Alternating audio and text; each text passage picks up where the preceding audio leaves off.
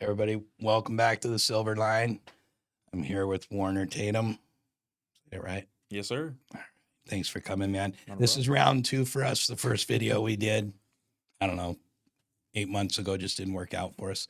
But here we are, better situation, better setup. So we're gonna try to get back to it. We were just sitting here talking about peptides of all things, but I'm definitely not a big bodybuilder guy, I guess, but I'm old and I've always kind of been a bigger guy. So for me, the reasoning in me getting into the peptides for me personally was just I'm 58 years old. Yeah. I think, yeah, I'm 58. I can't remember. I think I'm 58, Yeah. somewhere between 56 and 58. But, my brother and I grew up, he was a BMX guy. Like he was my older brother when we were in high school, man, he was like, there was a guy named Eddie Fiola, but he used to train, like they'd go jump the skate park fences because you weren't allowed to ride bikes in the skate parks. Right. So there was a couple in Pomona that nobody went to because, no disrespect towards black people in any way, but they don't normally skate. Mm-hmm. Like when we were growing up, skating wasn't really something surfing and skating was definitely not something you saw kids doing, Right. and it was one of those things where they put this park in like deep, dark Pomona, which is like ghetto, Yeah. like super ghetto-y. I mean, there was shootings, there was all kinds of stuff, so they shut it down. Typical skate park. Yeah, Sketchy place. exactly. Right. They're always sketchy, right? But so they shut it down and fenced it. My brother'd go and jump the fence. Well, the guy that he used to ride with became like one of the world champion, first BMX world champion guys. Went to China or Japan and came home with a super sick car he won. And Yeah. Eddie Fiola. And but it was all about racing back then. Mm-hmm. You're racing BMX, you were racing dirt bikes, you were racing whatever you were racing. And he got into BMX. He's sorry, Will. I think he's 62 right now. Mm-hmm. And he came out, he lives in Phoenix, he lives in Arizona, and he came out a couple weeks ago and delivered my peptides to me and was kind of teaching me what to do because I'm like, dude, I'm fat, I want to lose a little bit of weight. Right. And for some reason, the way I used to lose weight isn't working for me. Mm-hmm. So I was like, I don't know what to do. Like, what do I need to take? And he's like, oh, dude, I do peptides. And I'm like, what's peptides? Like all my bodybuilder friends are like, oh, you just need peptides. Yeah. And I'm like, what's a peptide? I Yeah. don't know, man. I'm a plumber. I don't know anything about peptides. And he explained it to me and I was like, wow, dude, this stuff seems pretty legit. Yeah. And you were saying that you used it. Like, what did you use it for? Like, were you using it for muscle? Because I'm using it to lose weight and then hopefully gain a little bit of my muscle back because I Yeah. lost a lot of that. in the Yeah. last So couple when years. I first started the whole TRT thing, I mean it was kind of towards the early phases of the phrase TRT. Yeah. I was just like, I'm working out of town. All I'm doing is working out and working, and I want to put on some size. And I'm not quite sluggish, but I'm like, I want something to take me to the next step. I want a Right. little bit of boost. Done having kids, I had always told myself, I'm like, man, like I want to take some stuff to put on some size, but I'm like, I want to make sure we're done having kids. I don't want to mess with anything. Yeah. And my body reacted to testosterone very, very well. And I'm like, holy crap. Like, I should have been doing this stuff a long time Yeah. ago. Like, I told my wife all the time, I'm like, dude, like, I take it and I'm like, by noon or the next day, I'm like, I feel like I'm ready to just run through a brick wall. Yeah. Like I Do said, you I feel was, like were you doing shots or were you doing yeah, pills? I've or- always done injections. And because I have a liver disease, so I try not to take much oral stuff, period, Right. just because I don't digest it very well. Of course, first time you get it and you're like, man, I got to stick a 1-inch needle in my butt. Like, Yeah. I don't know if I got to do it myself. Like, you're kind of questioning yourself. But once I saw how I reacted to it, I was like, all right, I'm all in. Yeah, I can do this. And so, I mean, I went on a craze for about 2 years and I mean, just felt great. And then just kind of, for some reason, just stopped taking it one day and then went probably 3.5, 4 years and just, man, I tell my wife all the time, I'm like, I just feel like I don't have anything in me. Right. Like, I just feel drained, like, I'm Yeah. mentally slow, like, Always things just sluggish yeah, and sluggish, like, I have no more like, and I'm the type of person, like, I worked out 5, 6 days a week for years, and, I just recently started going back a few weeks ago after a 6-month stint of not doing anything. That's the longest I've gone without working out in wow. 10 years.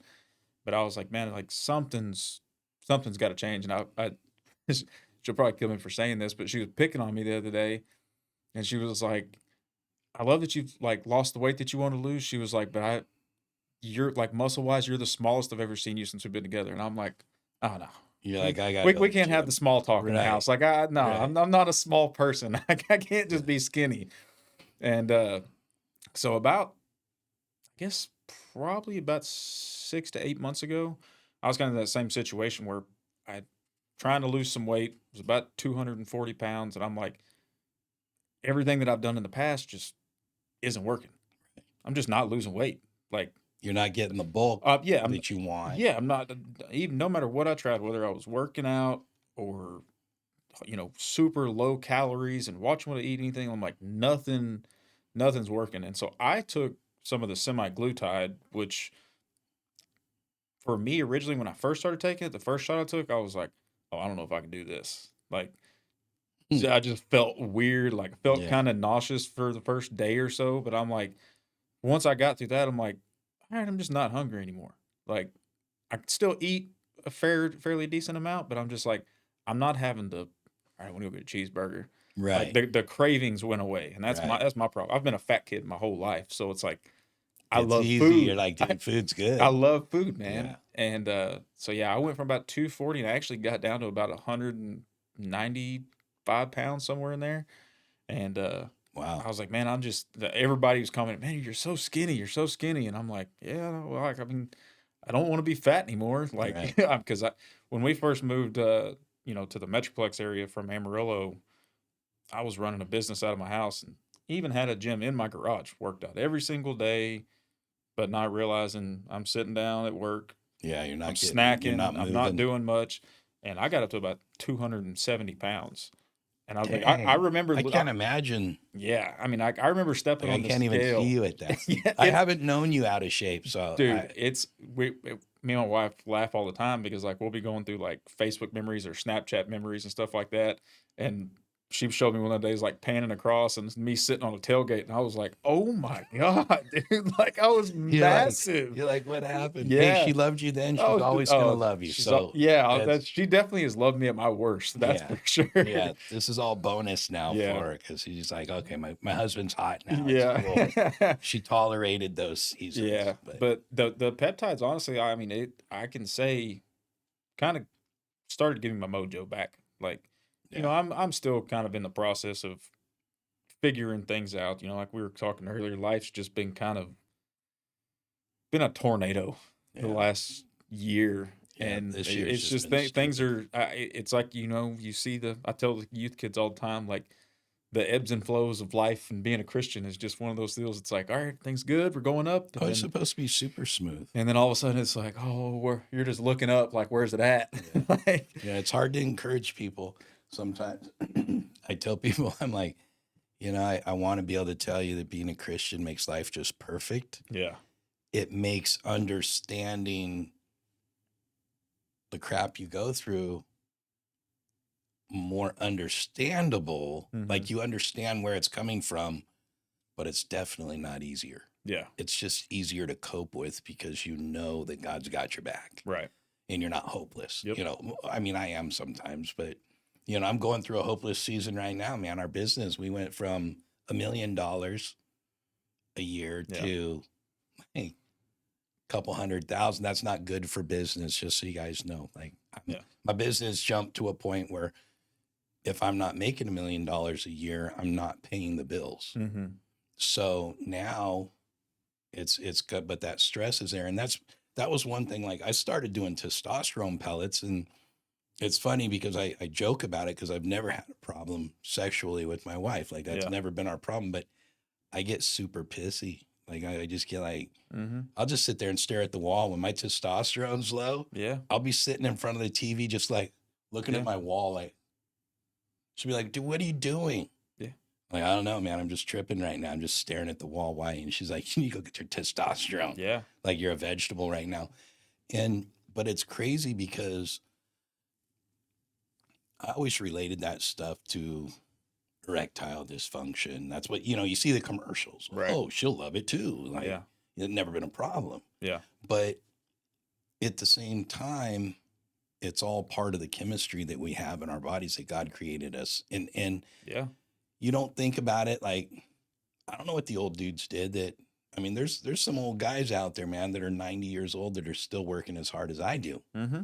or harder. And I just got to assume that their testosterone levels are just phenomenal from Yeah. eating, Have to be. natural beef all their lives or Yep. something. I don't know, but they can handle. But it seems like in today's day and age, there's a lot more of that struggle going on. And when I talked to my brother about the peptides, because he was like, oh man, I've been doing this because he looks really good right now. And he told me, he goes, I feel better now than I did in my 20s. Mm-hmm.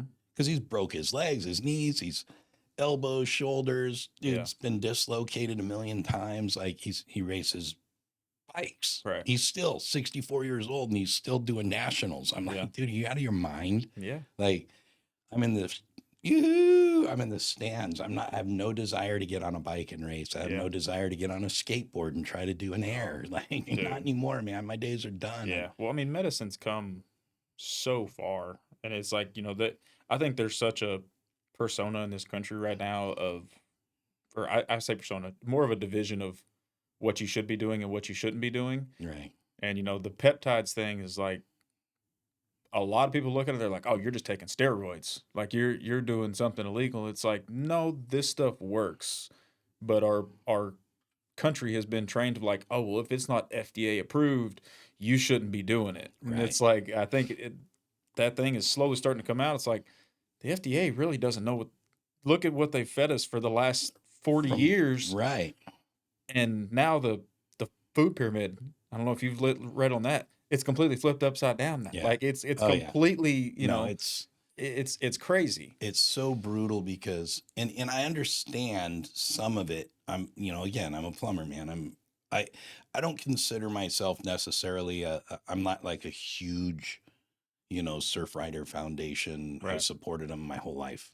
Okay. Like I love the ocean. I know the importance of the ocean. I know how it produces for us, and we can destroy it much easier than we can fix it when it's done. And I'm a big advocate of don't throw your trash out the window. Mm-hmm. For whatever reason, I don't care. So the vultures in Texas don't choke on it. I don't know. Like, just don't throw your trash out the window. It makes sense, right? But when you put sea life or lake life or animals involved in it, you go, okay, dude, when you've seen turtles and, dolphins with stinking 6-pack plastic little rings wrapped around their noses and they're stinking grown in there and bleeding to death from it, you go, dang, that sucks, dude. Mm-hmm. That could have been me. Yeah. I was at the beach. It could have been that guy. So that's always been something that I fought for, is like, keep the ocean clean, keep things right. We want to be able to stay alive, and without it, we can't live. Right. But when I was in Kauai, you had, and it was so exciting because they don't use the plantation, the cane fields anymore. So they turned the cane fields into cornfields. So Monsanto, Pioneer, DuPont, they all came over there and started doing their GMO crops. Mm-hmm. I built one of the Pioneer plants. Like my family was blessed by being able to have that job. Right. So I was like, all right, cool. And they employed like thousands of people on the island. So everybody's like, yeah. 5 years later, I'm hunting with a buddy of mine. Kids in Hawaii have asthma. Crazy asthma. Yeah. Okay. One of the cleanest air places in the world. What's causing asthma all of a sudden? I'm like, I don't know. Eddie's like, oh, it's the fields. Well, what are you talking about, the fields? He goes, oh, it's the corn, the GMO corn. Killed all the bees. I'm like, there's no more bees in Kauai? He goes, you ever seen a bee? He goes, when's the last time you saw a bee flying around? I started thinking, I'm like, dang, Eddie, you're right. He goes, this is the Garden Island. We need bees. Yeah. He goes, but we don't have them anymore. Because they used to feed off the sugarcane and stuff like that, the pollination. Right. And I was like, man, that's gnarly. Like you think about that. And we went hunting and Eddie called me and he's like, hey man, I need you to come over. You know, he's unfortunately he passed away, but Mm. he was my best friend. He called me up, go, hey, I'm gonna go hunt some hogs. Well, his dogs are dying. They're like seizing up and dying. His hunting dogs. We just got like 30 or 40 hunting dogs. Yeah. These dogs are not pets. Yeah. They'll eat you Very, alive. very well taken care of. Oh Very like, yeah. yeah. They all had collars on them for fighting these boars, and Eddie would just let them go. Yeah. And he was a Hawaiian. He was trying to revive the Hawaiian hogs. So he was trying to eradicate all the hogs that we brought over there in the, you know, back in the day. So he's doing his hunting and stuff. Well, his dogs are locking onto these hogs. And 15 seconds, 20 seconds later, his top dogs are having seizures. Before the hog's even dead, his dogs are locking up and they're sitting there like looking at him like, what's going on? And within another 15 seconds, they're laid out and had a heart attack, dead, stiff as a rock, Really? like corpses. Yeah, just like something you see on the side of the road where they're blown up. Yeah. Like the dog literally was stiff, like he had a seizure and died like that, and his body didn't relax. And he had two of them in the same fight on this hog. So we take the hog back to the, you know, he kills the hog and we bring it back to the property and we cut it open. And when we cut it open, if you've ever hunted hog or skinned hog, there's a beautiful layer of white fat, Mhm. lard. So you have that, you know, and when we cut this hog, that layer of white was mustard yellow and it poured out like a bottle of mustard would if you took the lid off it. Like it just oozed out of this hog. Really? And we're like, and it literally oozed out and ran all over the ground. And Eddie's like, what is that? And I'm like, obviously that's what killed your dogs. Yeah. Well, all these GMO crop companies had said, oh, it won't hurt the animals. They won't eat it. Hogs will. Hogs will eat anything, they'll right? eat They'll eat anything. themselves if they're hungry. Like Yeah. they'll do anything. So we used to get hogs, right? We could catch hogs by rubbing diesel oil on a tree, Mm-hmm. you know, because they would go up to the diesel to get the ticks off. Mm-hmm. And they'd start rubbing on the tree trunk because there was diesel on it and the diesel got the ticks off and you just shoot them, you know, like Yeah. it was real simple. But that whole process to me really affected me and made me think, because that was Eddie's whole thing was he Yeah. was like, we need to stop these hogs from coming down in the valley. So that was his thing before he died. That was what his big mission was to rid Kauai of all the GMO crop. Well, you're never going to beat these big industry No, companies. you can't. But and they use it for plastic. They used it for fuel. They used it for things like that. But that's where I think a lot of the stuff with the peptides comes in, because I believe the peptides are produced in China, Yeah. most of them. Yeah. But then they're third party tested in the US to make sure they're safe, but they're not FDA approved. Yep. Right. So I'm like, okay, now I don't even know what I'm taking. I'm just taking what they told me to take. Right. Because I said, listen, I'm having problems doing this stuff this certain way. But do you feel like with stuff like that, like you're a sports guy, Yeah. right? Dirt bikes, baseball. Yep. You're a baller. You're a rider. Did it all, man. Did it all. Do you have the same aches and pains? I mean, have you broken Oh, and yeah. busted? And Man, I always make a joke when I have to go get my medical card renewed for my CDL. The doctor just looks at me like I'm crazy because they give you a little box to fill out your surgeries and broken bones and Can I have ligaments and 3 of everything, these? and then they end up having to flip the paper over and fill out more. I mean, dude, I've broken everything from both arms, both shoulders, both wrists, multiple ribs, compression fractured T5 through T9 twice, bulging disc between L3 and L4, broken hip, broken legs. I mean, I have put my body through the ringer, shattered elbow. I show people all the time. It's like they laugh at me because I can't straighten my arm out all the way, and but it's just one thing after another. So it's like I expect it. Like I tell my wife all the time, like I wake up every day and something different hurts that I didn't do anything to aggravate it. Haven't used this muscle. Like, I did nothing. I didn't earn this. Did nothing. Yeah. And even if it's something that I like haven't broke or haven't affected, like something different hurts every single day. But it's like when it comes back keep talking about the peptides, the BPC 157. Hmm. When I started having some real bad trouble with my elbow a few years ago, and took some of that, and I mean that was like within a few days. Yeah, it's I mean, completely changed. I'm like, that's wild. well, and the thing that scares me about that is like you kind of hit it. Like America's kind of become the test ground, Mm-hmm. and we do a lot of weird stuff. And they don't have the cancers that we have in other countries. They don't have No. the things that we have in our country and other countries. And I mean, like I saw something on Instagram or something about the McDonald's menu. Mm-hmm.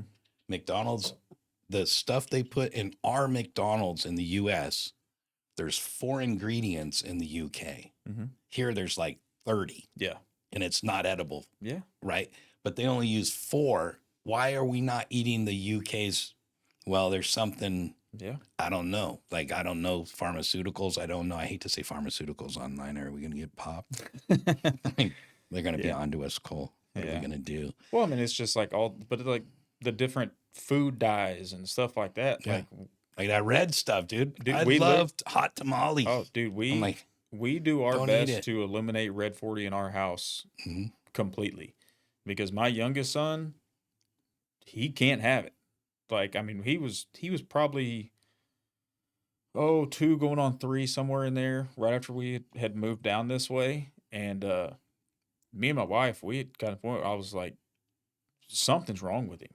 I'm talking, it's like every hour for 45 minutes is screaming, kicking, crying, just Really? we can't go out to dinner, like we can't do He anything just because wasn't. just off the wall. And funny enough, she had seen something on TikTok about Red 40. She was like, let's just try it. Like, what do we have to lose at this point Right. because of the way he's acting? Like, we physically can't go do anything because of how bad he is. I'm like, Right. maybe he's mentally got something wrong. Maybe Right. there's something that's causing this. And no joke, 7 days. I mean, on the day that we took it out of his diet, completely different child. That's crazy. Completely different child. And That's about 2 crazy. weeks into it, Dad, screwed up, not paying attention. You know what? I know we're not doing it anymore, but it's like hadn't registered enough to where, like, okay, now I really need to start looking of Right. what we're eating and what we're buying and everything else. And I went and got him a Spider-Man donut at the donut shop, and he ate The that, red and I dye. mean, within 30 minutes, full blown meltdown. Really? And my wife looked at me, she was like, "I'm gonna kill you." Like, It's like, what did you do? we had figured it out, and you screwed it up. I mean, like, and so it's funny though, because like, see, he's 7 now, so I mean, for a little over 4 years, like we convenience stores are really the only places that we truly have a hard time finding something for them that doesn't have it in it, because 90% of it's candies and Yeah. gummies and everything Yeah. else. But I laugh because both my boys now, they walk into the store and I'm like, "Oh yeah, you can get a snack," and the first thing they do is they grab it and they turn around and they look at the back of it to see if it has. I mean, they know They know it's not they know good it's for not them. good for us, and like I tell them all the time, like they See, that's awesome to be able to get your kids to lock into that. Cause I mean, there's so many things that are bad for us that we do anyways. yeah You know what I mean? Like, but we choose to live that lifestyle because it's convenient. We like it. It tastes good. But like, I am an ice cream fiend. I'm a junk yeah food fiend, right? But it's funny because like, it doesn't matter what candy it is. yeah When I'm eating the red ones or the yellow ones, I'm just like, all right, it's all good. yeah. I'm, You know what you're I'm doing. 58. Yeah. I'm good. You know, Yeah. like, but I know what I'm doing when I do it, Yeah. you know, and it's sad that we've gotten to that point where we don't care about our health anymore. Mm-hmm. We just want to be satisfied, Yeah. you know, and it reminds me of my grandmother. When I met her, she had this, she was a little 83-pound lady. She was dying from some stomach issues. She had a football sized tumor under her shirt. And I had met her like 8 years before, and she's like, "Honey, I'm dying. I just wanted to meet you." And I'm like, "Okay." So when I left, it was kind of like, "Hey, I love you." It's the first time I'd ever met her. Mm-hmm. And I was like, you know, I don't know, 30 years old, whatever I was at the time. Jesse was born, so whatever that is. And I'm like, okay, cool. Like I got to meet my grandma. Like that was really super cool. And she lived another 8 years. Yeah.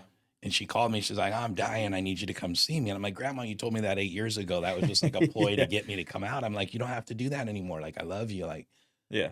it's cool. And she goes, no, I'm really dying. Yeah. So I show up and she's got the little air thing in her, right? She's Mhm. tiny, this lady. Tiny. It's my biological, that's Pete's mom, my real dad.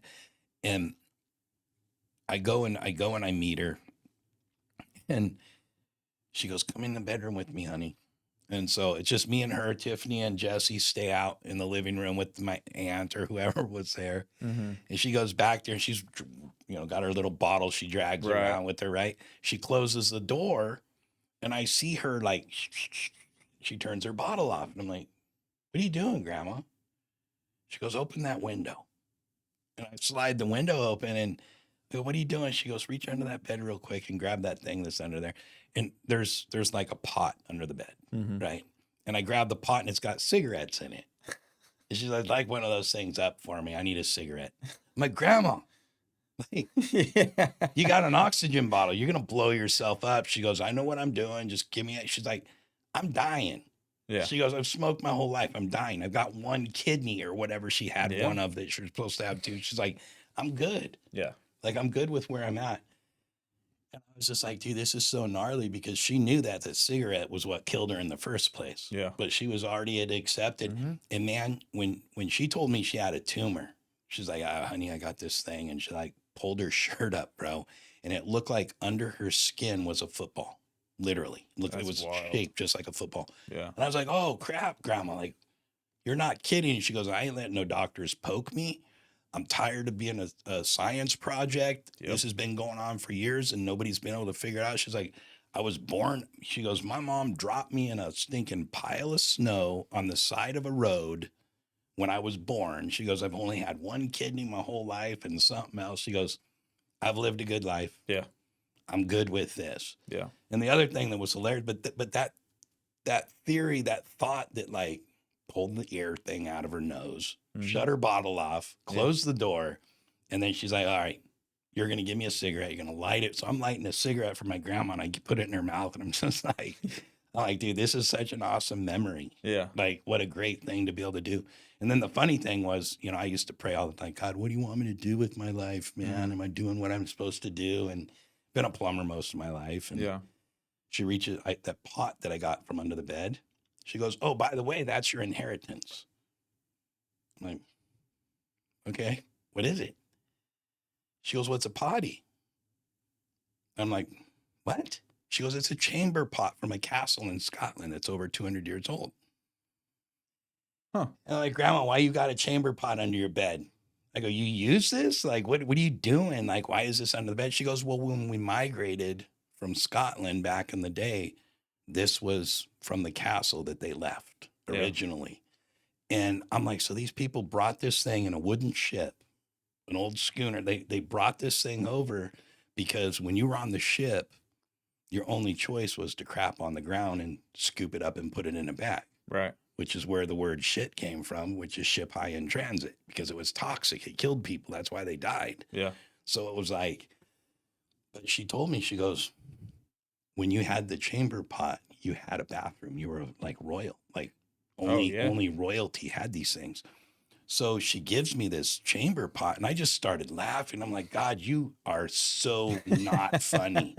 Like in all of my life, I never met my grandma. I never met my dad. I hadn't met my dad at this point. Yeah. But my long lost family, my inheritance from my long lost family or my grandmother was a stinking toilet. Yeah. 200-year-old toilet. And I'm like, that's funny, God. Like, I guess my whole life I was meant to be a plumber. Yeah. That's great. Thanks for the confirmation. Right. But enough of that. I know we got off on the peptides thing because I think it's really important for people. And one, we were talking about it, and to me, it's one of those things where taking care of our health is so important. Like I said, I'm 58. I haven't let myself go, but I've had a lot of physical, breaking my neck. Then a couple years back, I had a heart problem, almost killed over, and that depressed me and sent me into it literally, it's funny because in my life, I've gone through cycles. Right. I used to call it a 3-year curse because every 3 years I would lose my business, literally. I'd never owned a business for more than 3 years. In the third year, it always tanked, or I walked away from it. Yeah. Oh, you're going to Kauai. Oh, you're going to Orange County. You're doing this. You're doing that. And a couple years ago, I was just like, Lord, am I cursed? Yeah. Like, why do I lose every 3 years? When I moved to Hawaii, got my business going, broke my neck, ended up paralyzed, still listed as paralyzed, but I ended up paralyzed. And I was just like, all right, God, well, I lost everything but my house. Yeah. And we come out of that.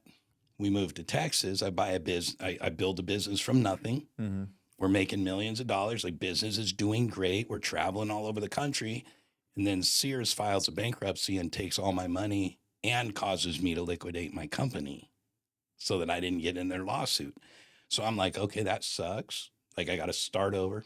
It was in the third year. Yeah. Then the same thing. So I go work for my plumbing.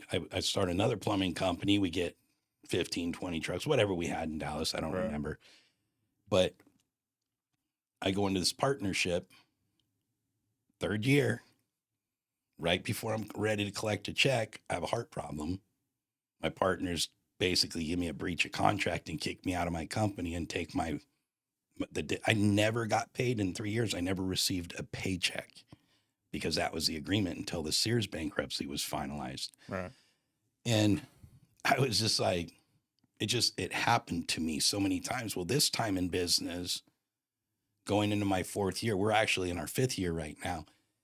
And it was funny because it was something that started clicking. Like, God, am I cursed? Like, did somebody curse my finances? Is somebody praying against me being successful? Because all these prophets were saying, oh, you're going to be this and you're going to be that. And all these people for 35 years were telling me how I was going to be. Multiple times, guys told me, prophets that came to churches that I was attending or whatever. And I couldn't stand prophets. Like, I got so irritated because I'm like, I'm tired of hearing the same thing from you guys, Right. but not seeing God move in it. Mm-hmm. Right. So I was like, the prophecy everybody was giving me was your tithe check. For those of you that don't know, from the Christian perspective, a tithe is 10% of your income, your first fruits. And they said your tithe check would buy me $1 million yacht, $100 million yacht. Sorry. So I don't know what $100 million is 10% of, but I think it's $1 billion, something like that. Yeah. So I'm like, it's a lot of money, Right. man. So I'm like, so 10% of my income someday. Now, this has been prophesied over me for 30 years. And my businesses had a 3-year lifespan. Yeah. And I'm like, this little guitar slide, I invented this. Yeah. Okay. It's silly. You put it on your finger, you flip it, you play your chords, you flip it back, you play the slide. You don't have to take it off and stop. Yeah. I thought, oh, there's my $1 million idea, God. I made 2,000 of them. I sold about 250 and I still have them, 18, 19 years later. I still have them. So I'm like, all right, cool. That wasn't it. Yeah. Right. But in your life, do you feel like you go through cycles? Like, you were talking about your health and stuff, but have you ever been through a cycle like that to where you understand, like? Yeah, man, I feel like my entire life's been a cycle. Mhm. I mean, it's all, and it started at such an early age of the cycle of just like my mental health has been a big thing that I've fought mental health for a long time. Um, and the cycle of it, like I said, it started very early on. I would say, you see most people that are dealing with some type of cycle of going in and out. It's like like I had a guy talk to me the other day about it. It's like, when you start something new, there's the excitement of it and you're on the up and up, and then things get a little bit hard, or you're doing really well and then it gets a little hard, and then it's like, all right, I'm tired of doing this. I'm going to go find something else to do. And then you start that Yeah. climb all over again. And like I said, I just feel like my life has been a cycle in itself, just from more or less the emotional side of it. What do you think started that? I mean, was it when you were younger? Yeah, I mean, I would say as far as the first like memory that I have of like the emotional side of it is just me being a kid that was very into sports, into athletics and things like that, and feeling like, all right, I'm good enough to be a part of the elite group, but I'm not quite the good elite, the elite. right? And I think the way that I put it on myself is just like the support that you get from other people, and the people that actually feed into you of starting that cycle. Um, my dad was disabled his entire. I was born in '94, and he was disabled in '93 or '94, somewhere in there. He had Wow, hurt his back, and so my entire life with him, he was disabled, wow. bad back, bad knees. Um, basically lived in the recliner in the living room. Hardly came to So any. you didn't get the wrestling, you didn't get the No, I mean it's like honest to God, I can think of less than a handful of times me and my dad like played catch in the yard, wow. or I would see him at sporting events I or hate pain. in anything like that. Yeah, and it's just I like feel like it robs people of when I broke my neck, man. I couldn't handle my kids sitting on me. Yeah. And they come to sit on me and I'm like, don't, dude, I'm sore. And it got to the point where one day Toby, he was little, dude. Mm-hmm. And we used to roughhouse a lot and stuff. We grappled every day together. Yeah. And he'd come up and grab me and I'd yell at him, stop, dude, you can't grab me like that. I'm sore. Yeah. And then all of a sudden I went, dude, I'm losing my kid, man. Mm-hmm. And he literally stopped coming to me for Yeah. like wanting. And then it became, oh, dad's like a little China doll, man. He's going to Yeah. break, so I Gotta be. can't touch him. Yep. And I think that's another reason why I have me and my wife both have started to, I would say in the last 10 years, really, since we started having children, have taken the initiative to try to be as healthy as we possibly can. And it's like, my boss, we talked about it a while back, that my dad didn't get to come to the practices and the games and stuff like that. And my boss was like, you probably overcompensate for that, don't you, with your kids? And I'm like, dude, you have no idea. Yeah. Like, I don't miss practice. I don't miss games. I coach basketball. Like, I'm there for Everything. I'm there for everything. Yeah. And the way I look at it now, it's like I was talking about this with some of the moms the other night. It's like, I'm either going to really regret making sure that I was here for every single thing and not putting my time elsewhere to where I'm making more money, or where we, are able to have nicer things. And it's you like, can always make and money. what, and that's the way I look at it. It's like, I've got my youngest is 7. So I'm like, I told him the other day, I'm like, I've got 10 years left with him. Like, I pray to That God, he'll want you. I pray to God that my kids want to stay around Yeah. all the time. Yeah. But if they don't, I'm looking at them like, I got 10 years. Yeah. And I want to be a part of everything you do. I want to be a You're part of, building the memories right now. Those memories are irreplaceable. Like, right. And they'll remember you not being there for work. exactly. And that's what I don't want them to have the same memories of me that I have of my dad, of not being there. Yeah. And, it's just one of those things. It's like you look back on it, and in the moment, I didn't really think of it like, oh, dad's at the house. Like, it's just how it was. Yeah. I didn't think of it in any other way. And of course, my mom, she was there. She was like I went. She was there for everything. Yeah. She was filling in for you, for her and your dad. She was the replacement. 100%. And so that's early ages of 7, 8, 9, 10 years old. And like you said, like I played every sport, race motocross on the weekends. Extreme sports were where my heart has always been, whether it be skating, which I've never been able to do. My kids actually just got a couple skateboards the other day from their Uncle Bud, and Nice. they're in the barn and out there skating, trying all that stuff, and they're like, "Dad, dang can you it. try it?" And I'm like, "No, not No. doing that." Yeah, But too many from broken bones yeah, already. They're already yeah, fragile. You don't need to yeah. break the rest. But from bicycles to motocross, motocross was my thing. That was my passion. I mean, I that was where I wanted to go. I wanted to race professionally, just like every other kid that ever throws a leg over a motorcycle. Yeah. Like that's I want to be Yeah. Jared Once Graff. I you, want to be Ricky yeah. Carmichael. Like I want to go race with these guys. I want to ride Supercross. Like that's where my life was. I mean, we did it every single weekend, and I was kind of the odd kid out at school. I mean, like I had quite a few friends, but everybody knew me as like, oh, he's a kid that races Right. motorcycles. Like, Isn't it funny how that we have this friend, our friend Mike Young, that he was 6 gun young, yeah, right? He's paralyzed now. Like he yeah, got right out of high school, unfortunately, but he was ranked. We didn't even know. yeah, This kid did nothing but ride dirt bikes. yeah, And we'd get out of school and he'd be like, "What's Mike doing today?" And he's like, "Oh, he's gone. He's doing this race or that race or whatever." yeah, I didn't know he was like a racer. Like right. he was professional level dirt bike guy.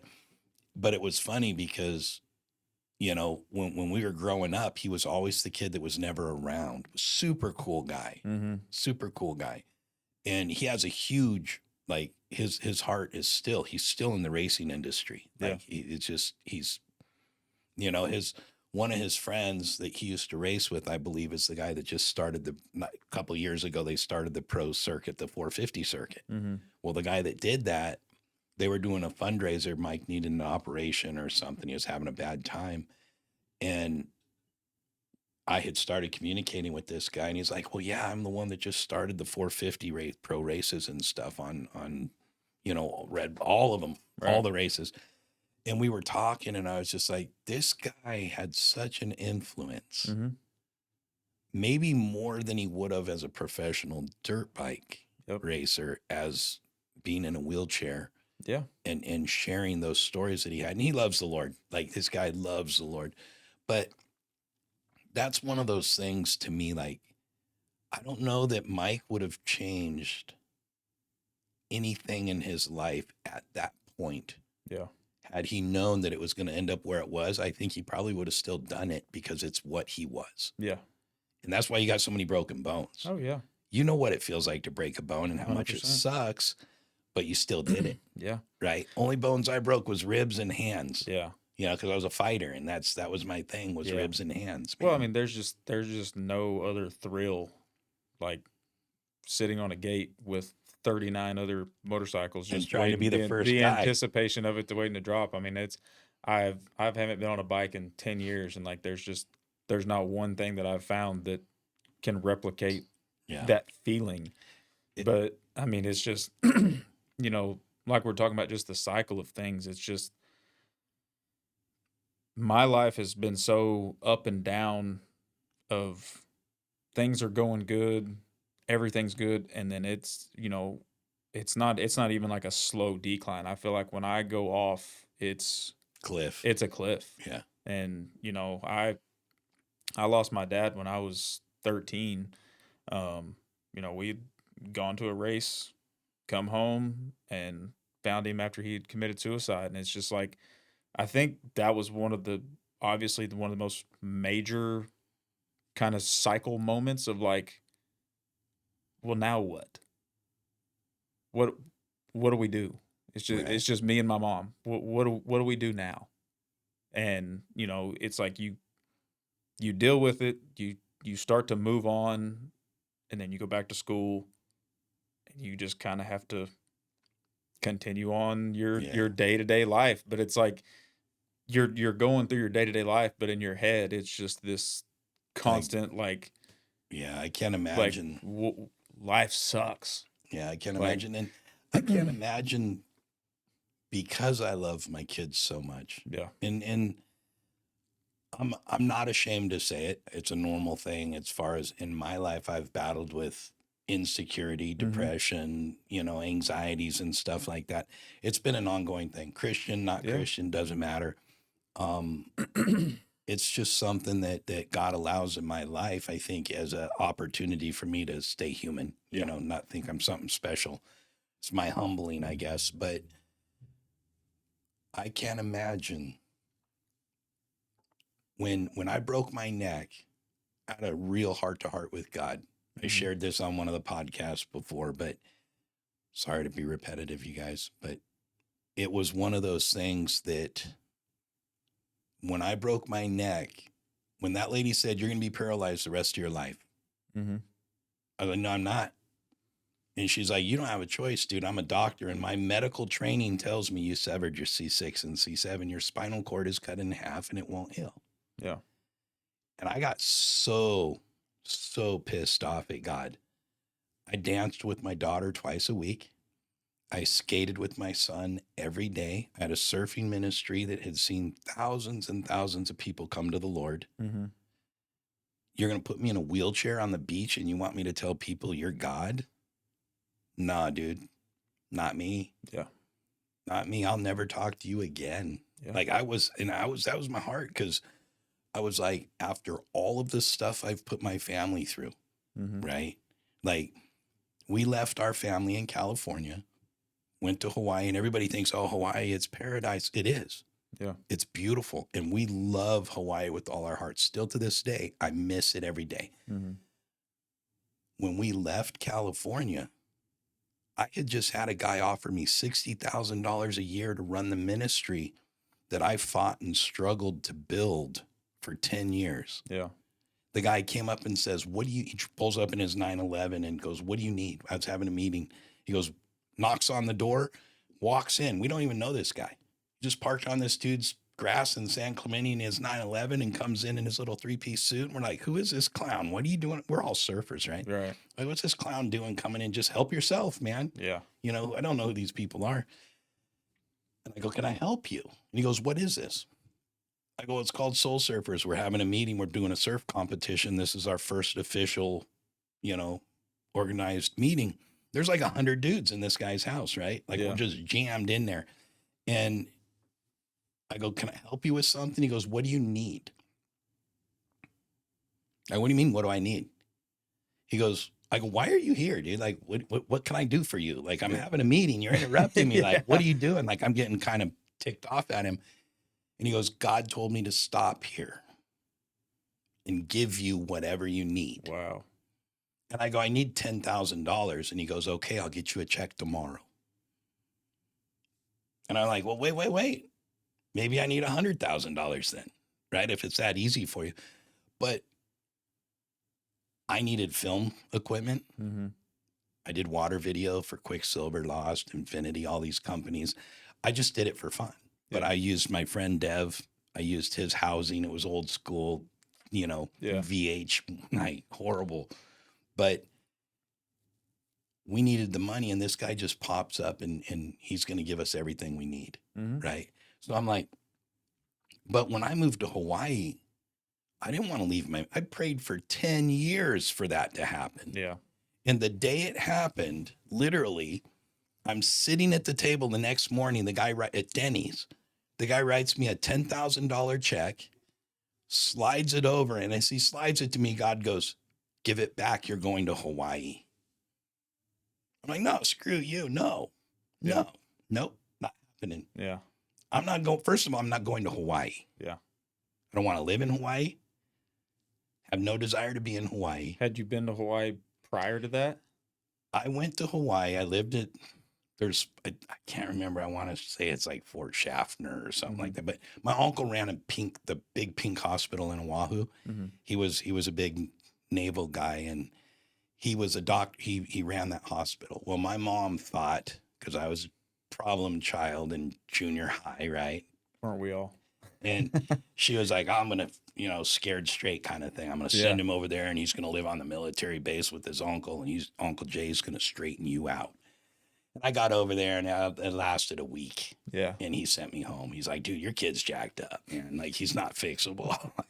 I got in so many. Get him out of here. I got in a fight with I was a punk. Punk, mohawk, the whole bit, wore makeup, had tattoos in 8th grade. Like, I was just one of those kids. And you throw me on a local island, living on a military base. I'm walking around the military base, and I got all these local kids like, oh, Hallie, what's up, bro? And I'm like, what'd you call me? Like, I'll kill you, dude. Like, I literally got in a fight every day for a week. Yeah. I'm coming back, black eyes, bloody nose. I'm laughing. My uncle's like, "What's wrong with you? Like, why won't you stop? What are Yeah. you trying to do?" And that's just who I was at the time. I Yeah. was a messed up kid. And so when God called me to Kauai, even though I had a surfing ministry that was one of the biggest ones in the country, Mm-hmm. right? Like we were doing amazing things. We had huge favor in Southern California, in San Clemente. We had done surf competitions that were unheard of Mm-hmm. for a ministry. We did outreaches that were unheard of for what we did because we did water video. And that water video, what I would do is I would do a video, a guy surfing when it was really going off. I'd jump in the water and I'd use my camera. Well, I would give those guys a card and say, "Hey, man, in a month, I'm going to show this at the community center. We're going to put it together in a movie. We're going to soundtrack it." And I had friends that were soundtrack guys. So I'd get the footage, they'd put it together, and these local kids could use it to get um, sponsorship. Yeah. And they would come and sit with 400 of their friends and watch a local movie in San Clemente. Dude, it's fun. Oh, yeah. We're all vain. We like seeing ourselves because we Yeah. know we look cool. So it's like, it was kind of that thing for me. That's what the whole ministry part was for me. Yeah. And I was like, I'm not going to give that up. And then God goes, "Give him back the check. He is going to take over your ministry." And I'm like, "No, dude, you're wrong. Wrong. No, Yeah. not happening." Put too much time into this. Yeah, To not just, gonna, no to way, just hand God. it off. No way, God. Like, this is the weekend we're starting. Yeah. Tom Curran, the pro surfer, is coming to the competition. He's going to sign everything. I'm going to be there, and everybody's going to be, it's going to be perfect. Yeah. And God goes, "Yeah, I will, Yeah. but you're out." Man, I bucked. I Yeah. bucked. I was like, "No, God, no, no, no, no, no, no, no." Yeah. It got so bad for me where my pastor friend, Chris, at the Foursquare church there, he, we surfed every day for a year. Literally, I taught him how to surf, and then we surfed every morning together at the San Clemente Pier. You could look at Surfrider Foundation's camera for the pier, Mm-hmm. and I was 7 o'clock. I was always on the screen. Yeah. People would laugh. They go, "Bro, I saw you this morning. I saw you this morning." I'm like, Yeah. yeah. It was kind of an ongoing joke, but we were surfing, and Chris one day, I mean, perfect 5 to 6 foot faces. Nobody's in the water. I'm suited up, ready to go at 7 o'clock, like we always were. "What's up, dude? You not feeling good?" He's like, "I'm not surfing today." "What's wrong? You want to go to Denny's or something?" He goes, "Nah, man." He goes, "I got to be honest. I'm not surfing with you anymore." And I was like, "What? Did I do something? Did I hurt your feelings, offend you?" Like, he's my pastor, right? But he's Mhm. also one of my best friends. And I'm like, what did I do, Chris?" He goes, "Joe, I can't stand the thought of being in the water with you when God sends a fish to gobble you up and spit you out in Hawaii." And I go, "What do you mean by that?" He goes, "You know you're supposed to be going to Hawaii." He goes, "The reason I love you so much is you are by far the most faithful man of God I've ever met in my life. When God tells you to go, you leave everything behind that you love Yeah. and you go." He goes, "And you are blatantly telling God no. You haven't even prayed about it." He goes, "You are blatantly saying no, God." Yeah. And he goes, "And I love you too much to watch what God's going to do to you to get you to say yes." Yeah. The very next day, I called a lady that I hadn't seen in 5 years. Too long of a story for this episode, but her husband was part of our ministry, didn't believe in the Holy Spirit. Mm-hmm. Adam was just talking about that this week, the Holy Spirit. And he didn't believe in it. And I said, "Just ask God to show you." Yeah. He went down to the beach, got baptized in the Holy Spirit, started praying in tongues, and was laying face down in the sand till like 4 o'clock in the morning. He went down there at sunset and literally was passed out in the sand till 4 o'clock in the morning. He woke up praying in tongues. And he's like, comes to my house, and my wife's like, "Hey, someone's on the front porch crying." I'm like, pretty normal for me. Like, Yeah. it happened a lot with Yeah. our ministry. And I go out there, and it's Chip, and he's crying. And I'm like, "What are you doing, dude?" He's like, "It happened. Like, I'm sorry I didn't believe you. Like, oh my gosh." Like, he tells me this story, and he goes, "I had a dream." I go, "Yeah." And he goes, "I have to go to Hawaii." Week later, contractor, construction company in Southern California doing $1 million homes. Best woodworker I've ever seen, carpenter in my life. Mm-hmm. Packs up all of his kids. He got a ton of kids. Packs his wife and his kids up, and they're gone in a week. They're homeless in Hawaii, trying to figure out Just why gone. God called them there. Yeah. 5 years later, after that little episode happened with Chris, I started praying. So I called the old church where they used to go to church, and I called the church and I said, "Hey, Laura, this is Joe Pattillo." She starts crying right away. "Oh my gosh, Joe." I'm like, "Laura, is everything okay? Barry okay?" "Yeah, everything's fine, dude. I just got off the phone with Emily Hatch." And I'm like, "What?"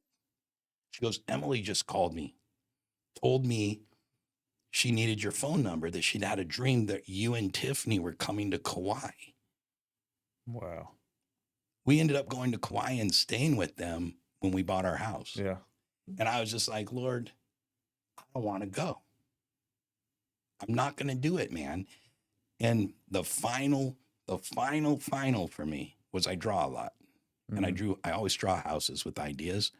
Well, I'd drawn a house, put it on my table. Tiffany normally puts it in a file. Mm-hmm. She calls me crying. "Where'd you get the house?" "Babe, it's just a house. Put it in the file." She's like, "You don't understand. I told you about that dream." I go, "Yeah, the one you never told me about, but you told me you want to talk about." She goes, "Yeah, you drew the house in my dream." And I'm like, "God, Yeah. how many times do I got to say no?" Yeah. Like, no. Like, and she told me, she goes, "Joe, the stepping stones, everything you did is exactly the house in my dream." So she told me the dream, and it was in Kauai. It was all the locals coming through our fence, and we were having a potluck together. Mm-hmm. And I'm like, "All right, Lord, fine." Yeah. So I call Emily up, and I'm just like, "Emily, I got to come stay with you for a little bit." We bought the cheapest house on the island. And I wouldn't say a low income neighborhood, but it's a Right. local neighborhood, you Yeah. know, and wasn't the North Shore $1 million homes. And that was when we ended up leaving, and the trials that we went through for that, Mm-hmm. the beating, like you talk about those seasons, right? Yeah. I had just gotten my life's dream ministry started. Yeah. Greg, when I told him I was going to Kauai, he said, "I'll give you $60,000 to stay here and run your own ministry out of my own pocket." He sold buy.com. Mm-hmm. He was somebody with buy.com, and he sold the company and Yeah. had a bunch of money. I was just like, "Greg, I can't do it. I can't do it, man. I have to go." Yeah. And the hell that I went through for the first year of being there was the hardest trials I've ever. I mean, I was losing everything. My father-in-law sold a yacht that he had bought to help me pay my bills because I couldn't find work. The guy Yeah. that hired me was supposed to give me $40 an hour, and my first paycheck was $14 an hour. Oh man. And I'm like, It's a "Whoa, big bro, you difference. kind of messed something up Yeah. here." And he's like, "Sorry, man, I can't pay you." And I looked at him and I said, "You just did the worst thing you could have ever dreamt of doing." And he goes, "Why is that? What are you going to do about it?" You know, gave me the whole, and I go, "I'm going to put you out of business." I go, "I'm going to go get my own license. I'll start my company and I'll put you out of business in the next 5 years. Nobody will even know what your name was." Yeah. "Oh, I've been here my whole life." 5 years later, we were sitting there drinking coffee. We actually became friends. Mm-hmm. And we were sitting there. He goes, "Remember when you threatened me?" I go, "Yeah." He goes, "That was 5 years ago." I go, "How's business?" He goes, "It sucks." He goes, "You've taken everybody from me." And I started laughing. I go, "I haven't taken anybody from you. Yeah. I only took the people you lost." Yeah. Like, and that's the way I looked at my business. Was I wasn't there to take work from people, but if you lost a customer, I was going to keep them forever. Yeah. And that's what we did. But do you feel like you lost your dad as a kid? I know that the pain that he went through, Mm-hmm. you know, and suicide's a horrible thought, man. Been Yeah. there a million times, I feel like, where I was literally questioning God, going, "God, why not? Yeah. Why not, God? Yeah. Well, My I mean, wife it's wouldn't like, have to worry about me anymore. She'll have $1 million. oh It'll man, all be good, Lord." the Like, amount of times that I have gone through my cycles and thought those exact same yeah, thoughts. And I look back on it and it's like, for the longest time growing up, after he passed away, it was just like I didn't understand it. And like, my dad was the one that got me into church. Like he's the one that took me to church and introduced me to Christ. Wow. And so when that happened, I was like, it's all fake. Yeah. None of this is real. Like Yeah. You just he's lost your dad. yeah, the man that brought me to you, you took from me. Right.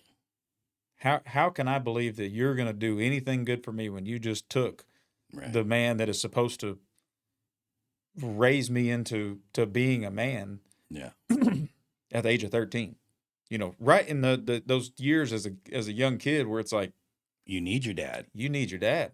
whether it's to smack you or whether it's to Yeah. hug you and love on you or teach you something. Like you need You need that it. at that point in your Yeah. life. Which I mean, and my mom was great. Like, she was hard on me, but we had a special relationship. Me and my mom were we were like homeboys. Like That bad. we cussed at each other, we picked on each other. Like it's just how we got along. And I think it kind of helped us both cope of not having him around, because it's like, you 13 now, it's like I don't have the dad to pick on me or give me hell for something, call me stupid. Like, Right. why are you doing that? Quit being a dumbass. Like, Yeah. those years of, all right, well, mom's done her job. Yeah. At this age, it's dad's turn to Step up. and take me Yeah. the rest of the way. Yeah. Now he's gone. So mom kind of steps in and picks up the BSing and the Yeah. running our mouth at each other and stuff. And it kind of started that cycle of like, all right, I don't know what to believe in at this point, but I know right now I don't believe in that. Yeah. And my mom was never, I mean, I would say she believed in God, but never went to church, not a religious person per se. And you know, a couple years down the road, we've kind of got things figured out. Like dad's gone, but we're good. Like we're making Life's flowing. You life's guys are flowing. Yeah, I'm surviving. going to school. Things are working. Playing sports, whatever. Like at this point, we've figured out what works, and we're making the most of our situation. And the day before, my mom had a gallbladder surgery, and just never really recovered from it, and ended up going to the doctor, and they had found a cyst on her ovaries. And doctor told her, 50% chance it's cancer, 50% chance it's not. And for some reason, when she came home and told me, there's a 50-50 chance of this and that, my mind immediately shifted again. And I'm like, man, just when I thought things were rolling good, we're living life, here comes another There's cliff. another one. Here comes another one. And as soon as the words came out of her mouth, And how old were you? I was 16 at the time. But as soon as she said it, I knew. I mean, I immediately, like, without even like trying to be negative about the situation, I'm like, my mom's fixing to die. And I mean, I knew it right away. And the day before my 17th birthday, I took her to the hospital for the last time. And then she ended up having a few surgeries, started chemo, radiation, and everything else. And probably about, I guess it would have been probably sometime in June, the doctor called me and it's like, hey, like, chemo's going good, radiation's going good, like we no, there's nothing detectable right now. Like everything's looking on the up. Everything's looking good.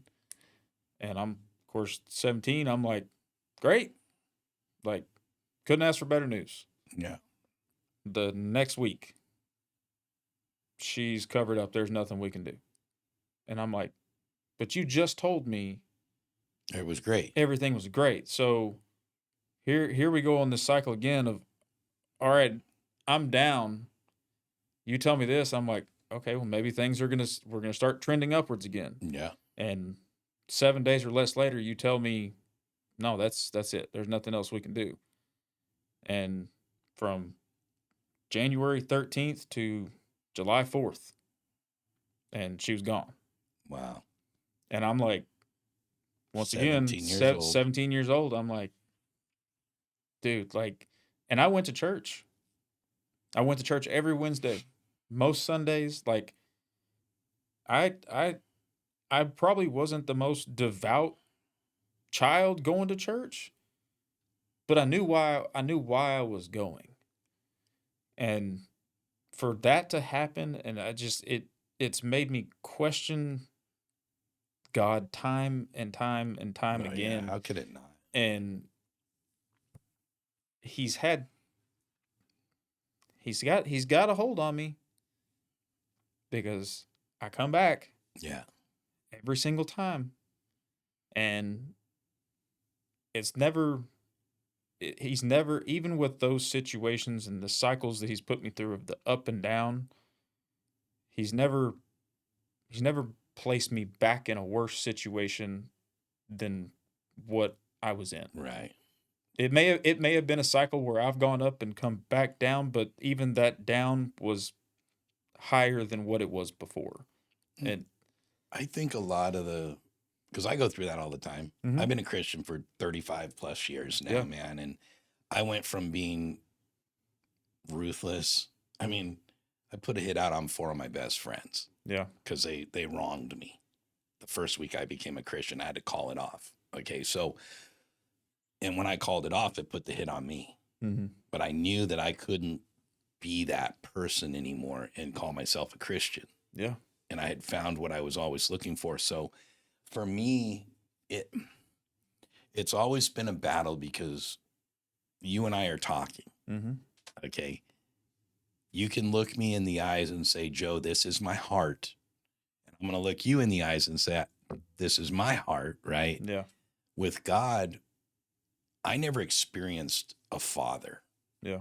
You know, when I became a Christian, they said, well, God the Father. Yeah. I'm like, what's that mean? You know, and I joke about it, but sometimes I feel like God with me. Mm-hmm. You know, when you take your little infant and you throw them up in the air and they're scared to death, Yep. you can see the look on their face, but they don't lose eye contact with you. Yeah. You throw them up and they're like, I'm going to die right now. And then you Yeah. catch them and they're like, ha, ha, ha, ha. Yeah. It's all fun, right? Yeah. I feel like that's what God does with me and forgets I'm up there. Oh, that's such Like- a great way to put it. Like I can just I'm picturing that now, Yeah. and I feel that so wholeheartedly. It's not even funny. Like God, did you just forget what you're doing, bro? yeah, Like, like come on. seriously. And it's so funny though, because it's like I'm just, like I said, I'm picturing myself being there. It's like I can see everything that's going on down here, Yeah. but I can't do anything Totally about it. out of control. Yeah, I'm completely out of control. I can't do anything about it. Totally out of control. And that's the hardest part, I think, about trying to understand. So we relate things to earthly fathers. Mm-hmm. My earthly fathers sucked. Yeah. Right. So I don't have that example. Yeah. Okay. And No. I relate with you there too, because it's like, even though like I physically had my father present for 13 years, You had a person. I had a person, but I didn't. there, but you Exactly. missed out on the fathering Exactly. because he was in a dark place Yeah. himself. And I mean, like, and I don't want that to come off as like No. me saying I didn't love my No, dad, no like he wasn't disrespect. there It's for me, not- like, but he wasn't there. Like I think back on it now, and I'm just like, I've kind of driven myself crazy. Honestly, like the last year, like I've thought about it, and I'm like, I'm trying to remember things with my dad, and I can't. Yeah. Because the memories Like, weren't made. I can't remember what he said to me, what he did with me. Like, it's like, like I tell my kids just about every day, I love you No, yeah. and I'm proud of you. Yeah. If there's one thing I want you to remember, I'm The one proud thing of you you. never heard. And like, it's like, I know my dad had told me that he loved me and that he was proud of me, but I don't remember it. Like, I can't remember that time Yeah. of him looking at me in the eyes and saying, Like trying to uh, grasp that and I want you to understand. understand. Yeah. Like, I don't have that memory. And And as a man, that's hard. Like yeah, when I started going to church, they had this Jewish, like, I don't know what made them do it, but like, I don't want to say like a bar mitzvah or yeah, something, but it was like a coming to be a man thing, right? hmm, The Christian version of becoming a man. And they wanted me to go to this. And they're like, oh, there's going to be a mentor. You're going to have this mentor. He's going to mentor you into this and that, blah, blah, blah. And I'm like, I'm already a man. yeah, Like, well, what do you mean? I'm like, dude, I've been a man since I was 10 years old. yeah, You know why? Because I was getting fist punched by my dad. I had to man up, right? Like, yeah, I toughened up. I got to the point with my dad where I wouldn't cry because it satisfied him. yeah, So he'd be knocking me around. He'd go, "You're not gonna cry. You don't think this, you know?" And I just like I'd sit there. I wouldn't respond, and it yeah, would make him yeah, so mad because he wasn't getting the response he wanted. And but for me as a father, I know how important it is for our kids because we didn't get it. yeah, And by no means any disrespect towards your dad. My heart's broken for your dad because when I thought I was going to be in a wheelchair the rest of my life hmm, and the pain that I was in. I took Oxy for 2 weeks because the pain was excruciating. And I have a high tolerance for pain. Anybody will tell you that. hmm, And the pain that I was in, nonstop, curled up on the floor, crying hmm, at 40 years old, crying, just going, God, when are you going to make this stop? And the pain running through my shoulders and the doctor's like, okay, man, here's your 400 pills of oxycodone. And I'm like, okay, I'm helping kids get off of oxy. yeah, I know what's in that stuff. I yeah, know what it does to a human being. And I took it for 2 weeks, just like he said to do it. One pill. When it stops working, take 2 pills. That's what he told me. And when it stops working, take a third pill. So instead of taking one a day, you take your one. If that doesn't work, you take two. yeah, Now you're doing four, yep, right? Like he's doubling them up every time. hmm, And in 2 weeks, Jesse and Tiffany both separately came to me and said, Jesse came to me and said, I want my dad back yeah, because I was such a horrible person. yeah, And I was so bitter with God and I was so hurt and I was in so much pain. And then I was stoned out of my mind in the name of pain relief, right? hmm, So I stopped taking them. I'm done. I'm done. But the bitterness, and like I said, my heart's broken for your dad because I can only imagine because I remember watching my kids leave the house, hmm, give me a kiss, leave the house, and I stayed there alone while they went to the beach and surfed or went to the skate park or yeah, went to a grappling tournament, yeah, you know. And those were the things that I lived for. yeah, And then they were taken from me and there was so many times where I was like, God, I am one useless chunk of meat. well, and I think it's I'm more or good for less, nothing. I think it's a male, it's a male thing in our mind that we're big, we're strong, We're the we're the protectors. protectors, we're the providers. This is Yeah. what we're supposed to do. And when that's taken from us, it it's dark. Yeah. I mean, and I didn't Because I it's our being. It's our exactly. being. And We're that's gone. my dad was I mean, he was huge, big, jacked, muscled up, like worked hard, like that's who he was. Yeah. And then that was taken from him. And I had a lot of resentment towards my dad for a long, long time until I was probably, God, I mean, me and Gabrielle were probably, we were married and might have already had Jagger before Wow. I had my like first, like, I understand. I understand what he like Yeah. mentally was dealing with of just the, you know, I can't do this or I can't do that or I feel like I'm not doing enough and I feel like I'm not able to provide for my family. I feel like I'm not giving them the life they deserve. And it's like, especially in the times that we live in now with the economy making it so much harder to be able to provide Yeah. for a family, like even though I was able, like just I understood like I finally had hit a dark spot where I'm like, I get it. Get it now. I get it. Yeah. Like I understand what he was going through. Like, and I could never put my kids through Yeah. what he did to me, and I'll probably always hold A little bit that of, little bit of yeah. just like why, Yeah. but I understand. Yeah. It's hard because, and I shared this a couple episodes ago with somebody. One of the guys that pretty much was part of saving my life Mhm. when I came to the Lord. Like I was in a bad place, man. I was on a suicide trip. I just had a guy try to kill me. Like I said, first week as a Christian, I put a hit out on 4 of my best friends because they ripped off a bunch of stuff from Tiffany's house, and I had no remorse. Yeah. That was the first time in my life, literally, that I felt conviction, and I had to call it off. And I'm like, but they deserve it. Mhm. But God's like, but you can't do both. Yeah. You can't have one foot on this side and one foot on this side and live that life. And I wanted God so much at that point in my life that I said, okay, I'm going to let him live. Yeah. So I called the hit off. But the understanding as a young man, so I grew up without that dad. I grew up without that stability.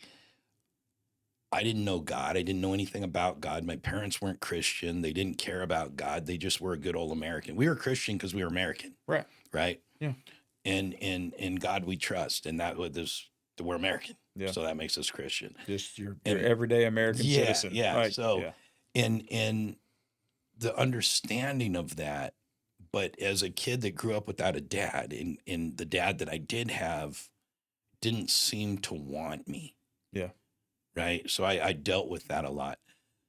I can't imagine for your dad, just knowing where my heart was when when that lady told me I was paralyzed, and man, my heart dropped. Yeah. And I was like, not me, God, wrong dude. Like, that's not my gig. Yeah. And I can't imagine, and please don't take this wrong, but I can't imagine how your dad felt every time you drove away with Mhm. your mom doing his job. Yeah. Because that's what I lived. I only dealt with it for a year, Yeah. but it brought me to such a dark place Yeah. where it was like, I understand that. Tiffany had a friend in high school. It was like one of her best friends. He was a guy. And this guy was vital in my growth in the Lord. Like, his family opened their doors to me. I didn't even really like the guy that much. Yeah. But he said, hey, man, you need a place to stay. My mom and dad said you could sleep on our couch. Like, he just loved on me, and he was such a great guy. And we grew to be friends. But in the beginning, I'm like, guys, kind of like, no, dude, he's Just a rich wasn't kid. wasn't one of those organic No, relationship I'm a things. street punk kid Yeah. that just got off the streets, and this kid's living with his parents. They're eating dinner together every night. They're Yeah. praying together. I'm like, dude, what is that? Yeah. Who does that? Like, this is like, what was that? I want to say Stepford Wives, but I don't know if that's the right one. But there was a movie where all the wives in the neighborhood were like psycho, crazy, and just perfect. Everything was perfect, you know? And that's how I felt like when I was in his house. I felt like, dude, I got to get out of here. Just out of place. These people are like, they're messed up, Yeah. Yeah. because I couldn't relate, Yeah. but he became a pastor, ended up, we had left Hawaii, and we found out that him and his wife and their kids, they were living in Maui in Lahaina. And, I don't know if it had something to do with the big fire or if he lost the church or what, but I mean, he was a pastor for a while. I watched him online a lot and stuff and one day my sister-in-law, Tisha, called Tiffany and said, hey, Jay's committed suicide. I'm like, this dude's a pastor. Mm-hmm. What do you mean? Nobody ever told me why. Yeah. I still don't know why. Okay. But the pressure that life has on you, and as a Christian, and please don't take this wrong, anybody, but as a Christian, you expect God to do something different for you. I know it's an entitlement. I'm very entitled. I ask God all the time, dude, I spent 35 years serving you Yeah. and you're going to treat me like a nobody? Are you kidding me, dude? I'll go out and stink and I can make a lot more money selling dope, Yeah. right? Because I know how. Yeah. Same here. And I'm like, I can go do that, God, but Yeah. you want me to do something good and you want me to be an example and help people, Yeah. then I need you to kind of back me. Like, you got to be my business partner in this because I Yeah. don't know what I'm doing because I didn't have a dad teach me what I'm doing. Yeah. I don't have an example. And my father-in-law is the best dad I've ever had.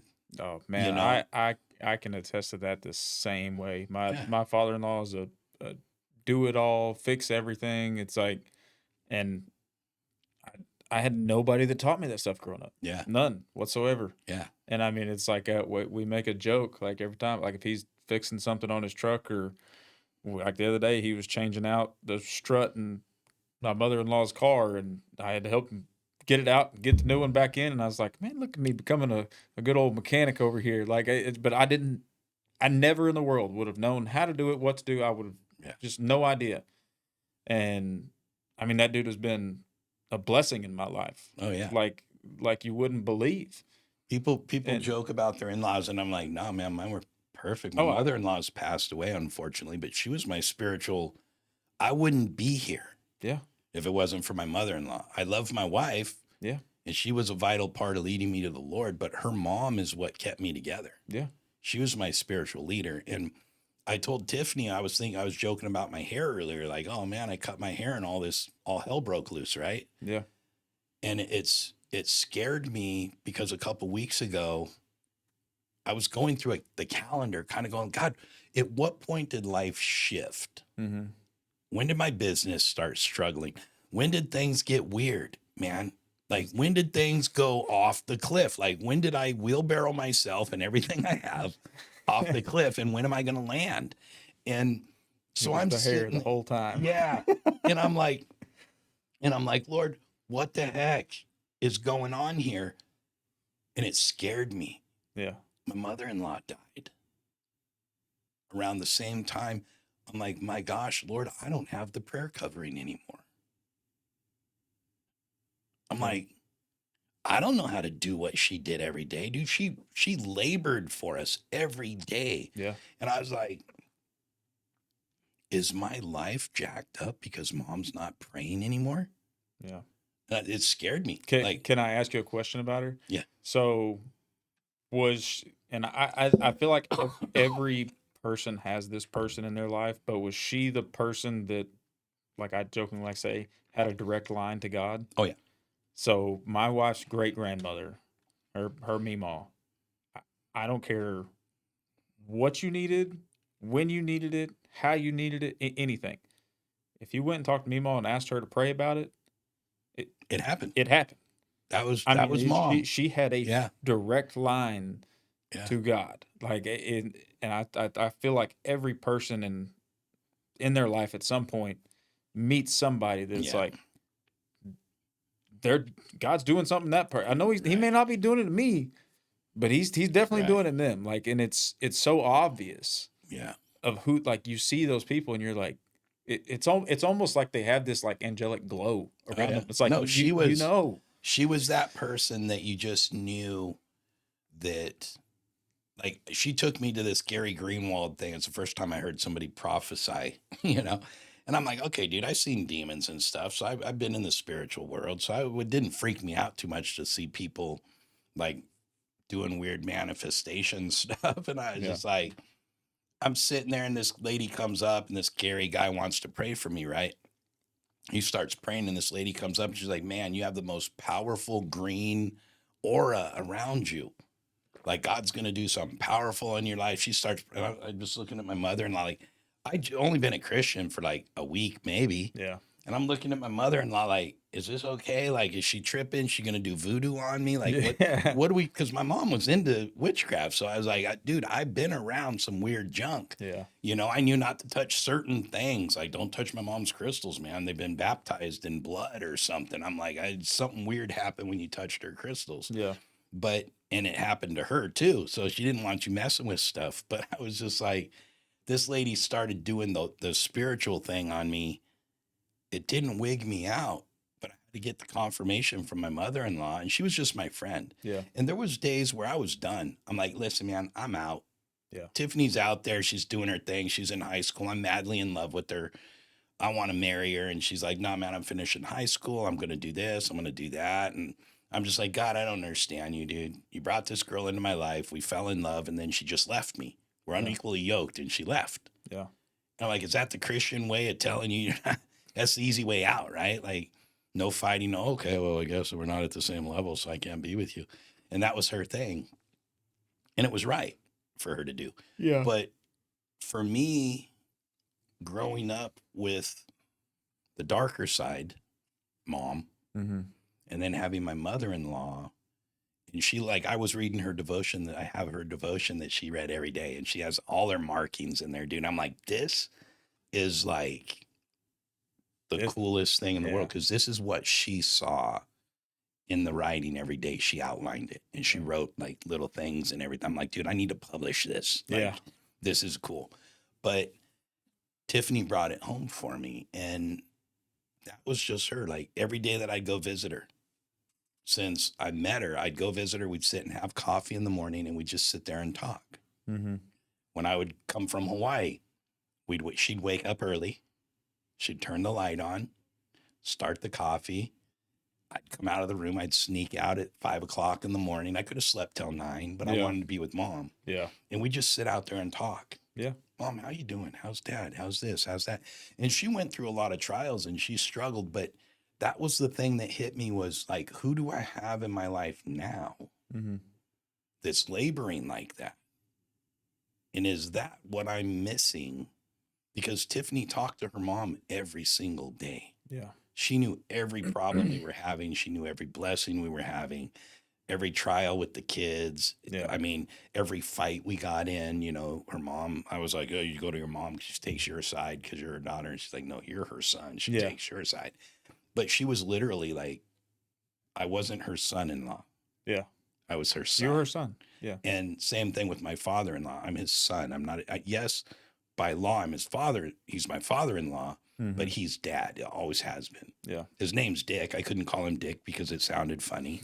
So, it took me years to be able to call him Dick without it sounding like. Yeah. I mean, I know the exact feeling with my in-laws. I mean, they took me in, me and Gabrielle started dating. She was 17, I was 18.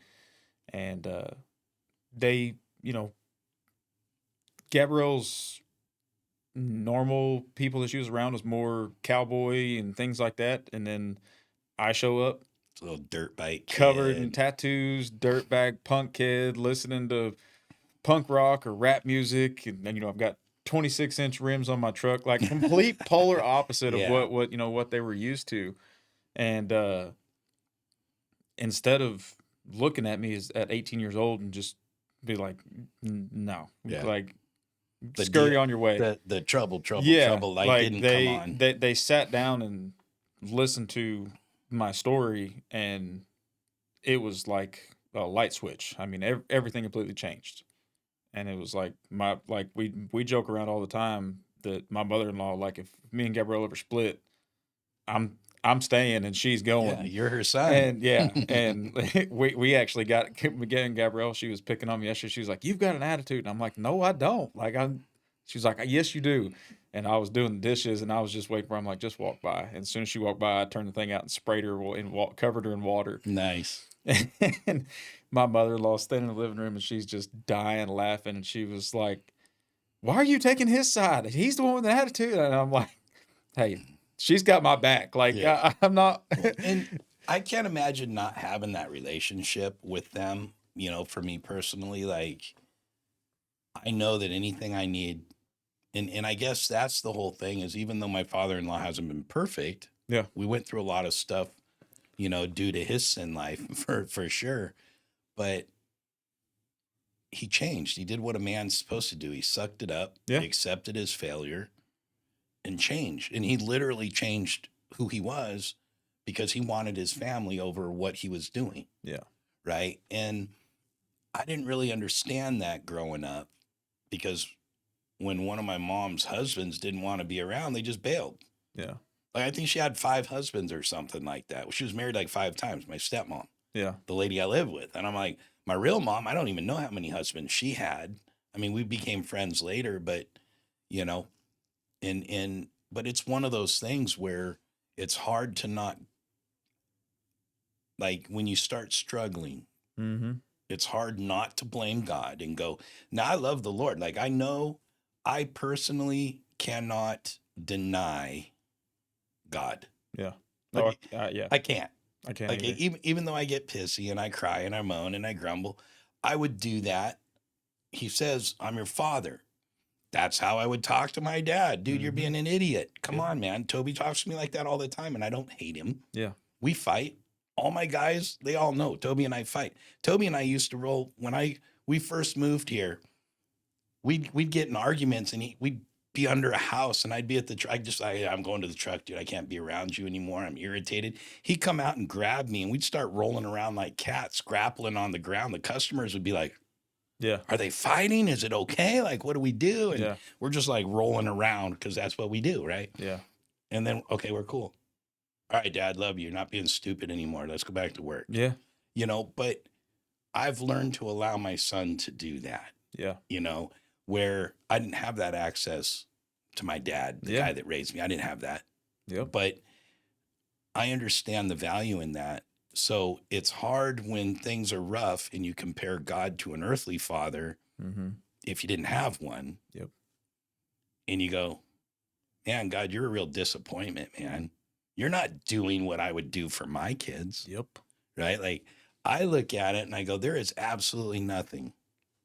Okay. Everybody and their mother thought I was out of my mind when I walked out of when I told them the story about the active shooters at the Tyler hospital when Judah was born. Oh, yeah. So everybody I would talk to for the first couple of weeks was like, bro, you did what? I go, I left Jessie in the room, pushed the bed in front of the door so she could use her butt to shove it. She just had a baby. Yeah. But I took that big old heavy bed, I pushed it in front of the door, and I went outside. And I said, honey, push this against the door and lock the wheels. Nobody's going to come in this room. Yeah. And she's like, no, Daddy, come with me. Stay in here with me. Why would you go out there? Stay in here.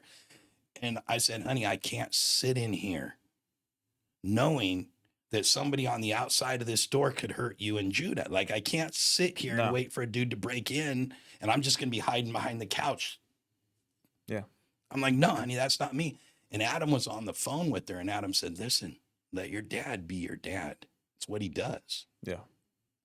And the understanding of that is, I feel like that's the same response God has, Mm-hmm.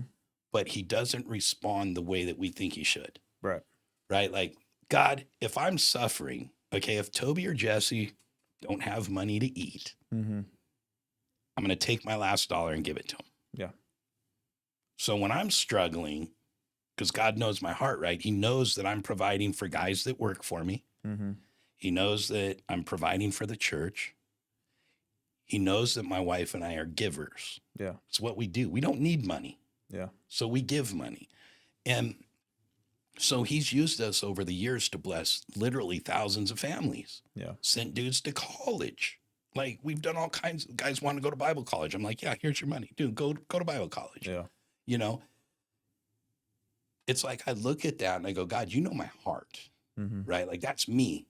So why, when I have a need in my life, don't you show up to make me feel like, okay, Joe, I need you to stay on track so these other people can be blessed, Yeah. right? Because he knows what I'm going to do with it. Mm-hmm. But yet I still get kicked in the nuts. Yeah. And I'm like, God, what in the world are you doing? But at the same time, I can't go and be like, yeah, God sucks. He's not real. It's a joke. Yeah. Can't do it because I know the truth. Yeah. But it frustrates the tar out of me, man, to try to understand what God's thinking when Yeah. he's testing us and we're going through these seasons, right? Yeah. So, Oh, and I mean, like I'll be honest with you. Like I'm probably one of the worst when it comes to like I'm so used to looking out for myself And it's like I'm honestly like a friendly person. Like I talk to anybody, Yeah. I can have a Oh conversation yeah. with everybody. Like I can find something in common. Like it's who I am as a person. Like, Right. but if you just look at me from across the room, everybody would think, Intense. God, don't talk to that guy Yeah. like You that. have an intense look in your Like face. I that. do the same thing. Like, and it's just one of those things to where it's like, even when it comes to like the just tithing, Yeah. like I still struggle as a person to continuously tithe because it's like I I want to have control and I want to make sure my needs are taken care of Right. Because that's bef- why you're working, right? before I do that. Right. And it's supposed to be the opposite. It's Right. like you're Supposed to supposed to give your do first this. fruits. Exactly. And but I think it's all a part of the process of becoming a deeper Christian. Yeah. Of It's the growth. it's the growth in it. And it's even like the speaking in tongues. Me personally, I don't quite understand it, and I think it may be something I never understand, or it may be that I'm just not that Not far there into yet. my journey yet Yeah. with Christ that I understand what that is or why that is done. Right. What's the purpose? Yeah, I have no negative thought towards it. Right. I just don't understand it. But and I think it's more or less of just like I'm being a selfish person of I want to have control of what's going on. Yeah. And I think it deviates back to being 17 years old, no guidance, You've no been in parents. control of your life since you were 17. You were a I child. For I crying have out to loud. control this. Yeah. I have to make sure things are taken care of. I have to get Self-preservation. my laundry list has to be done before anybody else's. Yeah. But at the same time, I'm perfectly fine with giving it all away. Right. Like, But you have to choose to do it. If right. it's taken away, Yeah.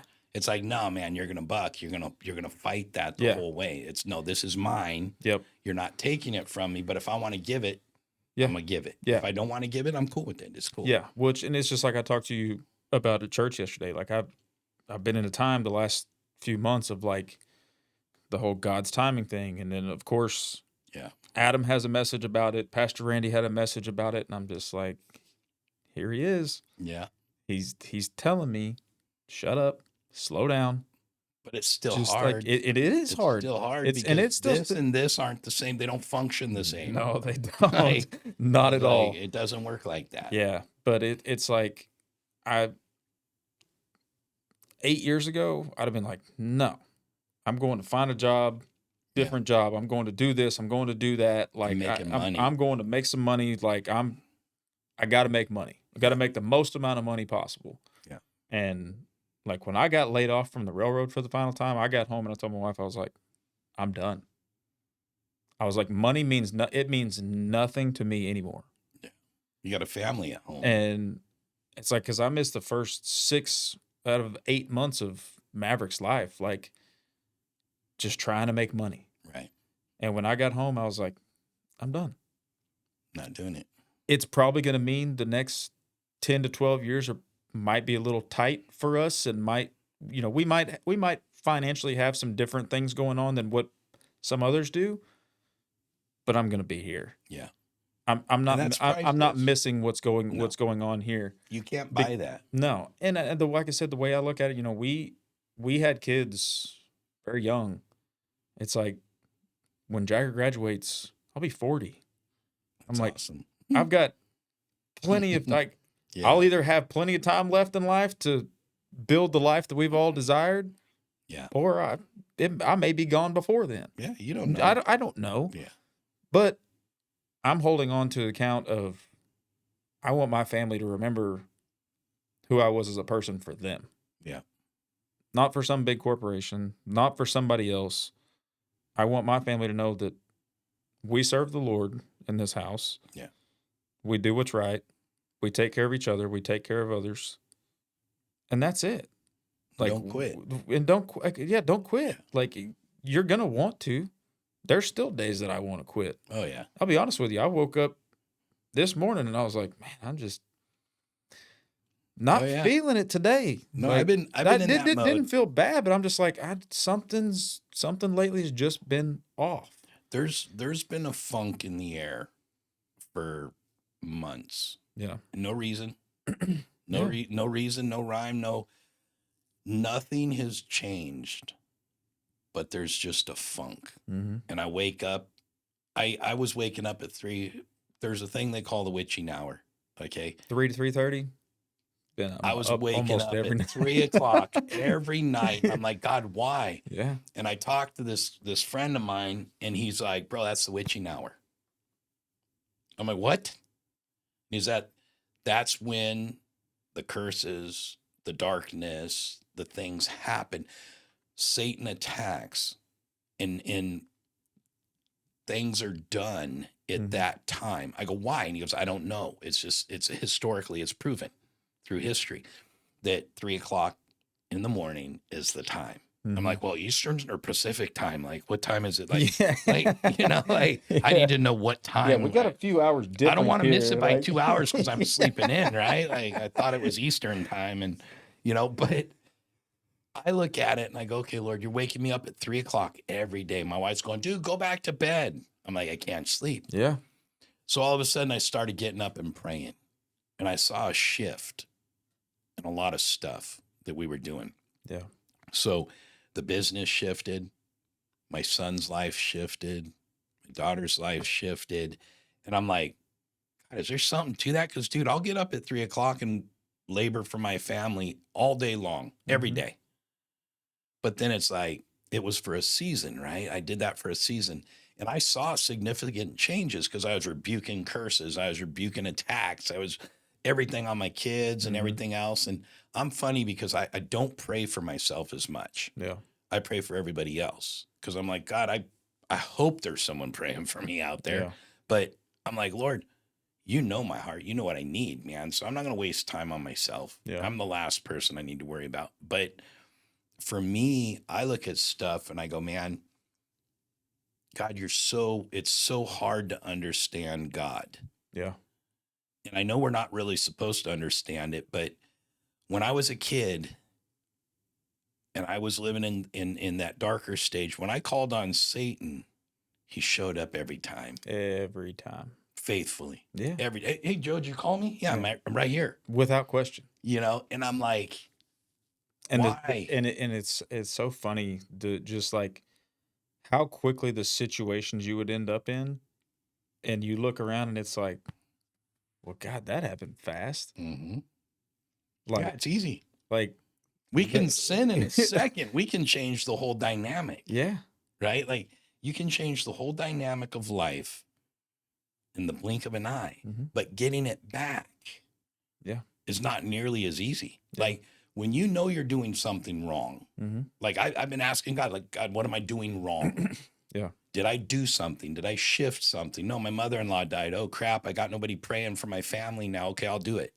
I'm not a prayer warrior. Like that's not my gift, Yeah. but I know how to pray. Yeah. But I'm like, okay, God, like, what's that mean? Like, what are we doing? I cut my hair. Is it my hair, God? I was like Yeah. Samson, and now I'm not. I'm all weak and timid and busted up, and nobody hears me anymore. And I'm like, but the reality is unfortunately, I just think that's life. Yeah. And I by no means, I'm like I said earlier, I'm very entitled. In a joking way, I say that, but in a serious way, I expect God to listen to me. Yeah. When I pray, I've seen people. I was sitting in church one day. I just got done telling God I was finished. Mm-hmm. Adam gets up on stage, gives this sermon, and just completely destroys me. Dude, And I tell Adam almost every time I see him. I'm like, dude, you do like every Yeah. time I see you. You just do it to destroys. me every single Yeah. time. I And I'm used- like, I don't get it. Like we've been so busy with baseball and sports and everything, like travel ball. So it's like we've missed church more in the last like 6 months than we have in the last few years. And so it's like every time we get a chance to go listen to Adam preach, and I'm like a few weeks ago, I'm like, dude, Yeah. I'm like, you got to stop like watching me and then telling the church about it. Yeah. Like, it's because I feel like you're talking Yeah. right to me. I joke about it, but we need to get like Radiant Church cups. Yeah. Like what are those jockey short? Yeah. The jockey with the Yep. cup. Yeah. And we need to give those to the men because I feel like we're just constantly, he has this gift of just kicking you in the nuts. He But does, it's what man. you need. Yeah. And it's one of those things for me where I literally was sitting in the front row and I just got done telling God, man, I'm done with you, dude. Like, this is stupid. Like, this is a waste of life. Yeah. Like, God, you're not showing up, dude. I'm not going to keep begging you. I'm not the beggar, dude. I'm not going to callous my knees begging you to show up. Mm-hmm. I'm not going to do it, God. Like, that's, if you're that God, I don't want to serve you. If I got to beg you to be part of my life, Yeah. if you don't want me, fine. I'm used to rejection. Yeah. But I'm not going to keep chasing you. Yeah. Right. And I literally was going through that. I just got done saying it. Adam comes out and just delivers a message and I'm in the front row bawling like, Yeah. oh my gosh.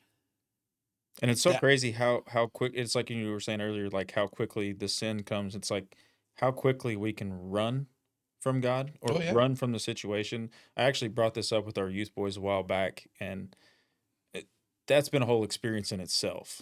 Like seeing what we do change young lives. Oh yeah. And they're watching, man. Oh, dude. And it was so funny though. I don't even remember what the message was about, but I know it was about running from God or something, like running from something. And we only had a few boys there with us that night. And I remember we've got this one kid that when he showed up, he heard we played basketball. And that's why he came. Yeah. You had the court. That's why he came. We go play basketball on Wednesdays. And I turned around and I'm looking at all of them. I told him, I said, I guarantee you, I said, whether your parents made you come here or you decided yourself you want to come here, I said, I guarantee you, before y'all walked through the doors, I said, every single one of you was running from something that you didn't want to be a part of. And all of a sudden you see this kid's eyes like, I said, why'd your facial expression change? I said, did something I say strike a little nerve? And he was like, dude. And I said, like, if you want to be open and honest and tell us what it was, he's like, I don't want to go into details. He was like, but nailed it, dude. And this kid, since he showed up to play basketball, he shows up every single Wednesday. He's been baptized since then.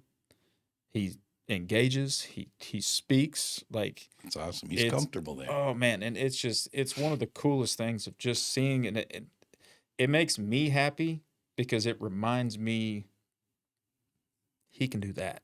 Yeah. Yeah. Well, if he can do that with him, he can do that with me. Exactly. And he can do that with everybody else that's sitting here. Yeah. Like, and it just, but see, like I said, it was the first time speaking with those kids that it's like, I said that and all of a sudden it was like, oh crap. It's like reality. He's on to me. Yeah. Like, those are the best moments when you go, man, I know God's got something. And it's funny because that day that Adam got to me, right after I had just said, God, I'm finished, that same day, Jesse was up on stage, and after church, I saw her talking to somebody. After worship was done, she was over on the side. Somebody ran up to her, young lady had ran up to her and needed some prayer. Her mom was demon possessed or whatever. I just got done saying, I'm not doing anything anymore. I'm done, God. Like, I'm done doing stuff for people. I don't want to do it anymore. Yeah. And Jesse goes, oh, go talk to my dad. He's the dude. He knows how to do that. Like, we don't cast demons out in our church. That's not a normal problem. It was normal in my life. In my ministry was a daily thing. So I'm like, yeah, dude, I can do that all day long. But for my daughter to know my daddy is the guy for that job. Yeah. Just destroyed me that day. Yeah. Because I was done. I was like, God, I'm not doing this. And then right after I got done saying it, Adam delivered a message that was just like, dude, don't be a pansy. Back at, and then all of a sudden I'm looking at my daughter, And when I look at Jessie, she's my daughter, man. I mean, I see her as a Yeah. baby. I see her as That's a your little girl little now. girl. I see her Mhm. when we used to do dance. Like, she's my girl. She needs her daddy to be there for her. Yeah. That's why I go sit in the front row for 3 services. Yeah. I want her to know I'm her number one fan. Yeah. Same thing with Adam. He's my son-in-law, but I'm so proud of him and I'm so glad to have him in my family. I look at it and I go, dude, I'm his number one fan. When he's up there preaching, I tell him, dude, he's my favorite pastor in the world. Not because he's my son-in-law, but because he's just nailing it all the time. All the He's time. nailing it all the time. And for me, when Jesse said, oh, go talk to my dad, he can get that stuff taken care of for you. We didn't have a deliverance ministry or a prayer team doing deliverance and stuff. And Yeah. all of a sudden, I'm in a little cubicle in Will's Point, a little corner pie shaped, like it was like our studio that we had there. And we're all in this room and we're helping this lady get freed up of demons. And then all of a sudden, the whole ministry started that Yeah. I'm not part of. Like, I just encouraged other people that had never seen this stuff happen. Yeah. They were in there praying with us because I just grabbed people. I'm like, bro, you believe in the Holy Spirit? You pray in tongues? Yeah, okay, come in here. I need your prayer. Yeah. We're gonna cast out some demons. They're like, oh, what demons? Yeah. I'm like, yeah, you good? Yeah. Okay. But it started something Yeah. that God, and that's the whole thing is God does these things with us when we don't want it. Mm-hmm. Right? No, God, I'm not going to Hawaii. I'm happy and my business was making $200,000 a year. I was thinking about buying a house on the beach Yeah. in Southern California, my dream home that Tiffany and I passed every day. I finally got to the point where I was like, dude, I think we could buy that someday. Yeah. And then God goes, nah, you're going to leave it all. Yeah.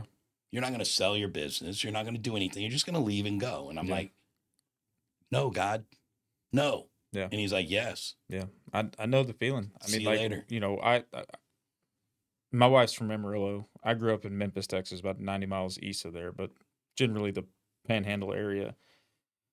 And I had told her that I wanted to move down this direction pretty much since day one, but I wasn't going to make her leave her parents, her family, like her Right. whole family's there. And, man, you talk about that move to Hawaii and like the first year and the struggle of it.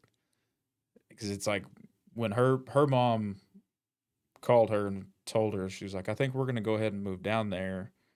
And then her dad was going to retire from the railroad down here at that time. And I told her, I said, find me a house. I said, we're gone. Like, I'm not going to give them the opportunity to change their mind. And I'm like, and I'm thinking to myself, I'm like, this is what I've prayed for. I've been wanting to do this for so long. And then we get here and I'm like, dude, this sucks. Like, what did I do? Why did we do this? Yeah. Like, we don't know anybody. I just opened up my own business. I have no clients because I'm starting from literally ground zero. I'm like, this is terrible. Like, why did we do this? Yeah, God, we didn't hear you right. Yeah. Never mind. Yeah. Do I need to go back and try again? Because Isn't it funny how this ain't it. I can tell you that. it's so much the thought of, I shared this with somebody the other day we were recording with, but we're like dogs Mm-hmm. going back to their vomit. That's in the Bible. Okay, like God's talking about our sin and Yeah. how we go back to the things that are comfortable, even though it made us sick. Yep. We go back and lick it up again. Yep. And that's always really impacted me Mm-hmm. because that is 100% Joe. Something, I flee from something that made me uncomfortable, that I hated. I don't want it. You go to the greener pasture. Yeah. Then summer kicks in and you find out it's all dirt now. There's no greener pasture Full anymore. of ticks and fleas. And you're like, dude, where'd my pasture go? Yeah. And you look across the fence and you see the other side you were on before is still got a little green to it. And you're like, oh man, I'm going back. Yeah. Well, and that's I'm the going crazy back. thing though. It's like, because like I would say 6 to 8 months after we made the move down here, I'm like, dude, I'm done. Like, I don't have any resources here. Like we've both spent the last 28 years in within a 100-mile radius of where we grew up. Like if we have a problem, I know who to call. If we need this, I know who to call. And it's like we just gave it all up. Yeah.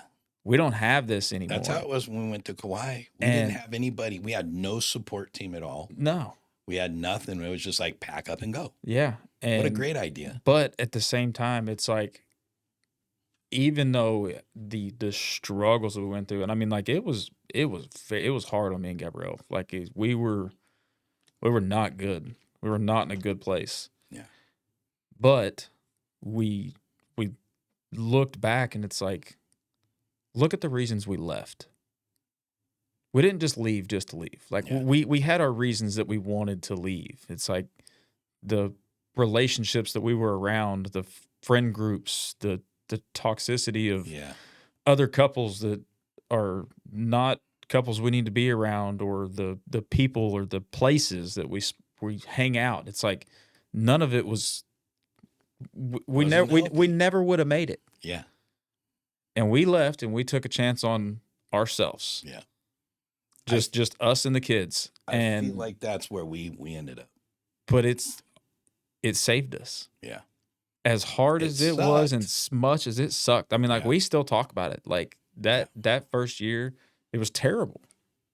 There was I can't think of one enjoyable memory from that entire year.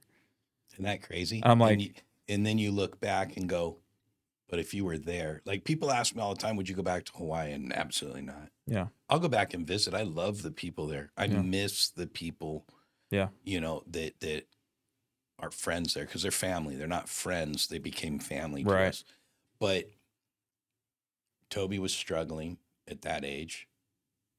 He had gone off and played football and all this other stuff, and all his skater buddies rejected. He was the best skater in the island. Like yeah, the kid was phenomenal. Like as far as his age group goes, he was phenomenal. And we were trying to think like, how are we going to get him sponsored? And Danny Way lives on the island. And then, all the, Tony Hawk would come over once a year and all these guys. And we're like, okay, we're going to get Toby sponsored. Nobody could sponsor him because he lived in Kauai yeah, and he was a minor. So they had to ship mom and dad too. And the cost of doing that for a competition that yeah, they make $1,000 on didn't make sense for sponsors. And yeah, so they're like, when you get to the mainland, give us a call. And then he blows his knee out at 14. And it's like the pain that he was in. So played football, played soccer, mm-hmm. never played baseball, played basketball, MVP of everything he ever did, just super talented kid. And then all of a sudden his friends are rejecting him because he played a different sport Mm-hmm. or he went off to do something or whatever. And it was messing with him, man. And then Yeah. he was fighting because he was trained in jiu-jitsu and a bunch of I did all kinds of weird martial arts like Yeah. Russian Spetsnaz and Japanese jiu-jitsu, which is like joint manipulate. We trained in weird stuff because I had friends that were Yeah. professional mercenaries, basically. And they just come back and they'd be like, hey, you want to train? I got this new thing that we do. I'm like, yeah, man, as long as you don't kill me, I'll train with you. So he learned a lot of weird stuff when he Yeah. was a kid that he probably should have, in hindsight, probably wasn't the best thing to let him learn. But, I look at that stuff and I go, man, he was getting beat up and jumped because I wouldn't let him fight. Because Mhm. he almost knocked me out when he was 8 years old. And I'm like, bro, you can't fight. You're trained. Yeah. You threw a flying roundhouse. I've been in a million fights. I've never even been close to knocked out. He threw a flying roundhouse on me and hit me so perfect, and everything started closing up. And I went to him. I said, buddy, you cannot do that to a kid your age. You'll kill him. Yeah. Like it was a perfect kick. And so the poor kid, I think he was 13, 14 years old. He's getting jumped at the mall by the Tongan kids that I'm feeding an hour before at the skate park Yeah. every Friday. Then he goes to the mall and he's scrapping with these kids and they're jumping him. And I'm like, why aren't you kicking the crap out of these kids, dude? He goes, Dad, you told me I couldn't fight. And then I'm like, whoa, whoa. You got to defend yourself. Like, Like, I didn't mean it like that, dude. I'm just saying you can't throw a roundhouse on an 8-year-old. You're going to hurt him, yeah, right? But I didn't know he was getting jumped, yeah, and especially by the kids that I fed every Friday. yeah, For years, these kids knew, Uncle Joe, hey, thank you so much. And they're beating my kid up. yeah, So I went to their dads and I'm like, listen, man, I'm taking the cuffs off of my kid. Your kids jump them again, they're going to be in the hospital. That's sure exactly what happened. Got a call from the mall, dude. He's like, hey, man, Toby got in a fight, dude. And he's like, you might want to come and check it out. I'm like, what happened? He's like, well, let's just say the Tongan kids lost. And I'm like, oh, I can't wait to see the video on YouTube of that. And he just beat the tar out of these kids. yeah. Like, beat them silly, knocked them out, everything else. And I'm like, a month later, God's calling us to leave the islands and come back to the mainland. But Toby remembers the good stuff. Yeah. He doesn't remember the getting beat with the baseball bat, knocked out by a stinking teenager when he was 12 years old on the beach for being a white kid. Kid clubbed him. Toby was going to scrap him. His friend took off and the kid clubbed him. Toby woke up around the rocks and he didn't realize he had been clubbed with the baseball bat. Dang. I'm like, dude, I'll kill the guy. That's crazy. I didn't realize I knew the island culture was very It's scrappy. strong. Yeah, it's scrappy. Like they protect what they have, Mm-hmm. but I never saw it as being more of like a racial thing either. Like, Oh, with yeah, man. really, Oh, yeah. It's, and rightfully so. yeah, My heart is as Hawaiian as a person's heart could be. I've had guys that are literally Kamehameha's ancestry come up to me and go, bro, you're Hawaiian. yeah, Like, it's an honor for a local to say that to me because I'm a haole, but we took the islands from them mm-hmm. because they were loving, kind people. We turned them into slaves. We ruined their culture yeah, in the name of God, be it Jehovah's Witnesses or whoever it was, Mormons, whoever was the first people over there. mm-hmm. We destroyed their culture because of who we are. Our sin life, yeah, when we went over there, oh my gosh, the women aren't wearing shirts. We got to put shirts on them because I'm walking around with the boner. Like, sorry, but that's the reality. Okay. Yeah, no, like, seriously. Come on, man. Like, we're not the culture that runs around naked. So when Yeah. a naked woman's in front of you, so from a religious perspective, that's what happened was the religious people went over there and said, oh, these people are naked, man. We got to clothe them Yeah. because we have sin in our life. To them, it wasn't sin, yeah, but to us, it was sin, right? Oh, they got to wear shoes. It's unclean to go in your house with shoes on. The Hawaiians are like, I don't wear shoes in my house, right? or anywhere, Right. yeah, So what do? We put stickers on their paths that they've been walking on for thousands of years. yeah, We bring over stickers and we put them on their paths to make them have to wear shoes. that's You like the cruelty in that. Like, of Yeah. course they hate us. And then let's just get into the 50s and 60s. We're super racist. yeah, Pearl Harbor right, happens and we're like, okay, from now on, guess what? We love you guys, aloha, but this is our island, yeah, right? Like, we're in the Pacific. We're going to take it, or the Russians or the Chinese are going to have it. So we're going to go ahead and take it. yeah, We'll give you some glass. This glass is really pretty. yeah, You guys don't have this kind of glass on your beaches, so we'll give you this. But it was literally that stupid. Like, they were so loving, and she wanted their queen wanted to protect the people that she loved. She didn't want everybody dead, and they're like, dude, you can either come along with us or we'll kill everybody. yeah, It's simple. That's what America does, right? We're that country that Yeah. has to do that to have our freedom. And either you are or you aren't with us. If you're not with us, then you're against us. There's Yeah. only two ways. And I'm as American as you can come, mm-hmm. But at the same time, the Hawaiian culture, God put me there to learn the culture. Right, We moved to what most people would say is a ghetto. mm-hmm. My howly little family from Southern California. We moved into a house that was 1,000 square feet with no garage, no nothing. That's all. It was a tiny little place. Yeah, Coolest neighborhood in the world. Coolest neighborhood in the world. Jesse went back. She's like, oh my gosh, Dad, we lived in the ghetto. I go, but the thing is, honey, you didn't know that because we all lived in it together as Yeah. a family, my neighbors. yeah, We all became family.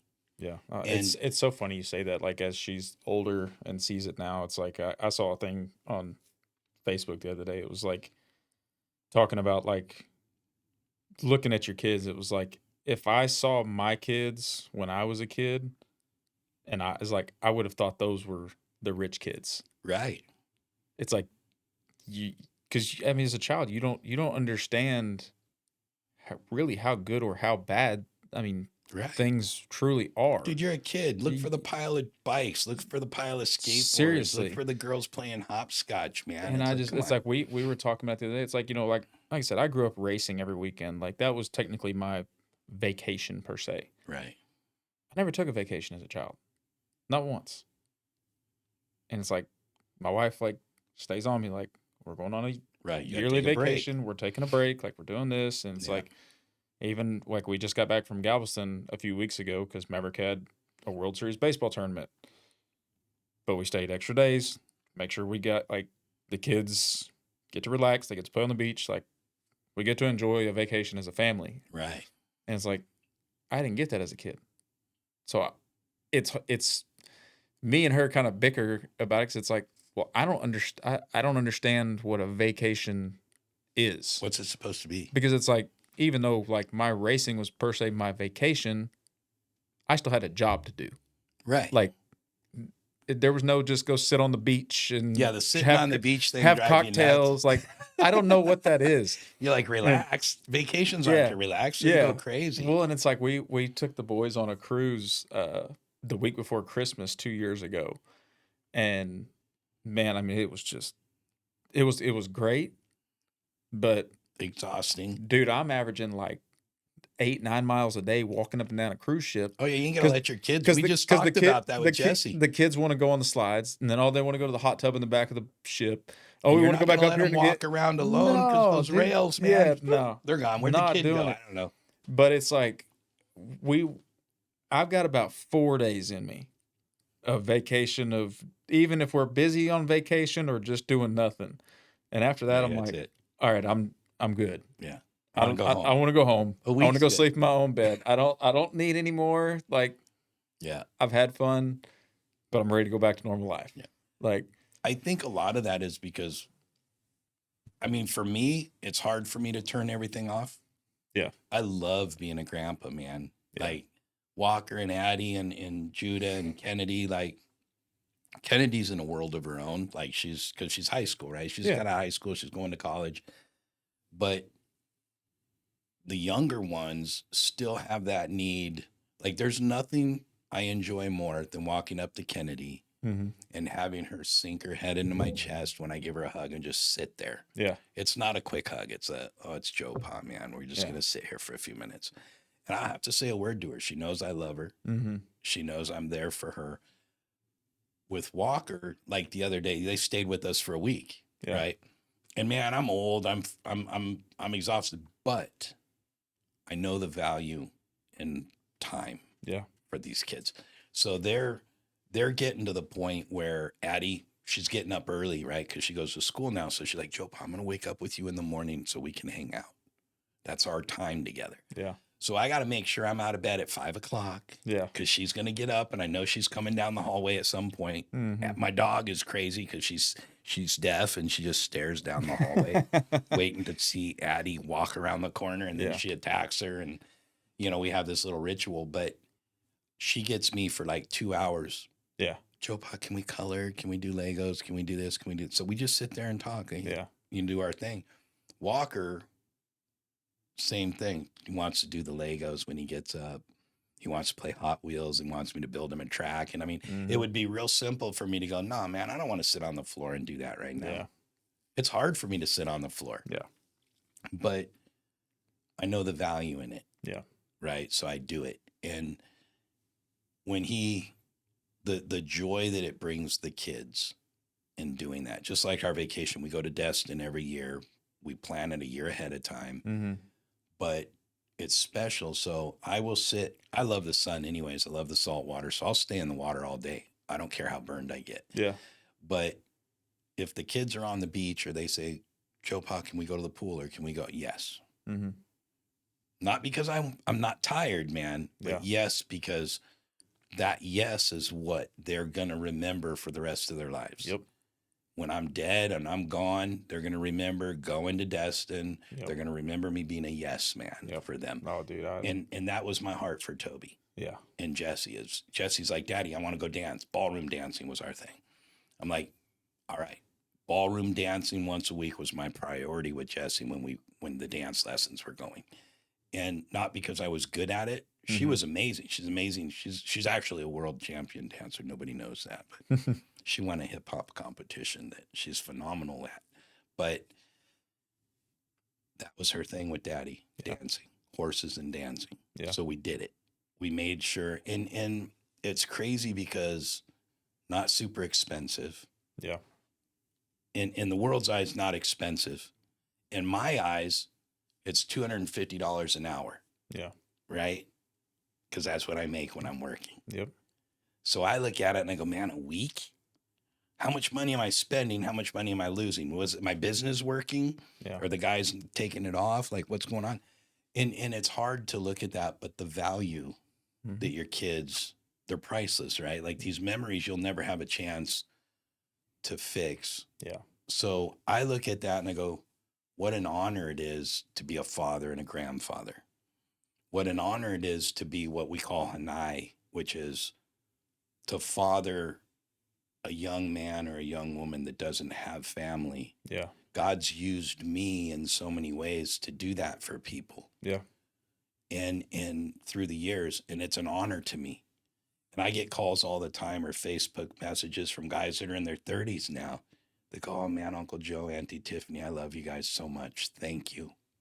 And I'm like, these are the kids that were hopeless and had no lives. And God allowed us to be part of their lives for a little while. And they're like my kid, like they're my family, right? But when I get a call from them and they go, thank you, Uncle Joe. I'm bawling like a baby because I'm like, wow, God, if you ever feel like you're not useful in life, like you're useless, God, what are you doing with my life? And you get that one phone call from a guy that you knew was a goner without you in his life. And he calls you and goes, man, thank you. I love you. Yeah. It wrecks me every time. And I think that's the most important part. You know, I don't know. We still okay, Cole? On time? Yeah, we're going. Yeah. But I think for us, because we grew up fatherless for the most part. Yeah. You know, yes. Me, I didn't have the dad in my life, but the men that tried to be my dad weren't very good at it because they didn't have a good example. Right. They only did what they knew how to do, which it sucks. But to me, like for you as a father, so you and your wife got married early, but do you feel like, was there ever a time, did you battle with drugs? Did you battle with drinking? Did you battle with all that stuff? And absolutely. Yeah, absolutely. God, I think the first time I started drinking, I was probably 13. Probably not long before my dad passed away. Of course, grew up in a small town. Like everybody's pastor parties. Like everybody's getting middle school and high school. Everybody's riding with somebody, this and that. And then after he passed away, and I guess I was probably 14 or 15, was when I started experimenting with the drugs. More or less just marijuana for the most part. But after my mom got sick, man, I got into a crowd of people that nobody needs to be a part of. Yeah. I mean, there was a lot more to what was going on than what I even realized I was around until it was in front of me. And then I was like, oh shit. You're like, dang, what have I gotten into? What I mean, almost word for word. Yeah. And I'll never forget. I mean, the day that my mom had passed away, July 4th, 2011. My grandma and uncle were my only two relatives left in Memphis, and me and my uncle for the longest time were very much alike, even though I hate to say it. And so for my entire childhood we butted heads. Like he kind of partially filled into the somewhat father figure role of like you're gonna do this, you're gonna do that, but it wasn't like it was just there's another grown man telling me what I was gonna do, Right. and You're I'm a like, you're teenager. not I'm my like, dad. I ain't doing nothing. Yeah. I ain't gonna do nothing you're gonna tell me to do. And so after my mom passed away, I just stayed in our house, like by myself. Like I just did my own thing, lived in the house. My uncle lived 5 blocks away. Grandma lived across town. And so shit, I'm 17 years old, Got a house. got a house, got Did you friends, get money from them got passing away? I didn't get any money until I turned 18. But at the time it's like my dad was receiving it would have been I guess his social security check or something that my mom was still receiving, and since she passed away, I got that money every month, and so that was my money for the month. Party. And so we sit at the house every day, we drink, we smoke, and do our own thing. And I'll never forget my mom had one of her friends that had moved to Claude just outside of Amarillo, and she had told me, after my mom passed away, she's like, if you ever need anything, like just call, like. And I remember the day sitting on a couch looking at a stupid amount of drugs sitting on a table in front of me, and I remember sitting back in the couch and I'm like, I've got to leave. Like, I can't stay in Memphis anymore. Like, I have to leave today. Like, because the people I'm around is no good. Yeah, I'm either gonna you're end up going to I'm either prison. gonna end up dead or I'm gonna end up in jail. The Yeah. people I'm hanging around. And so I called her and I said I need to leave, like now. And she was like, okay. She was like, well, uh, me and my husband will get together and we'll come get you in the morning. I was like, Now. no, now. It's 45, 50-minute drive. I'm like, I will pack a bag. I will get in my truck. I'm I'm coming to your house, but I have to leave now. And so up until that point, like I said, that was sometime around September. So school was already in. So I was going to school every day, like doing what I had to do. But I was like, I have to leave. Me and my uncle are fighting nonstop. I was like, I can't stay here. And so left, moved in with them. They had 3 boys of their own. Their oldest Ryder was a freshman. I was a senior, and then they had 2 younger ones. And so the youngest one at that time was probably about 7, 8. I pretty primarily grew up as an only child. Like I have half siblings, but Right. they're 9, 10, 12 years older than me.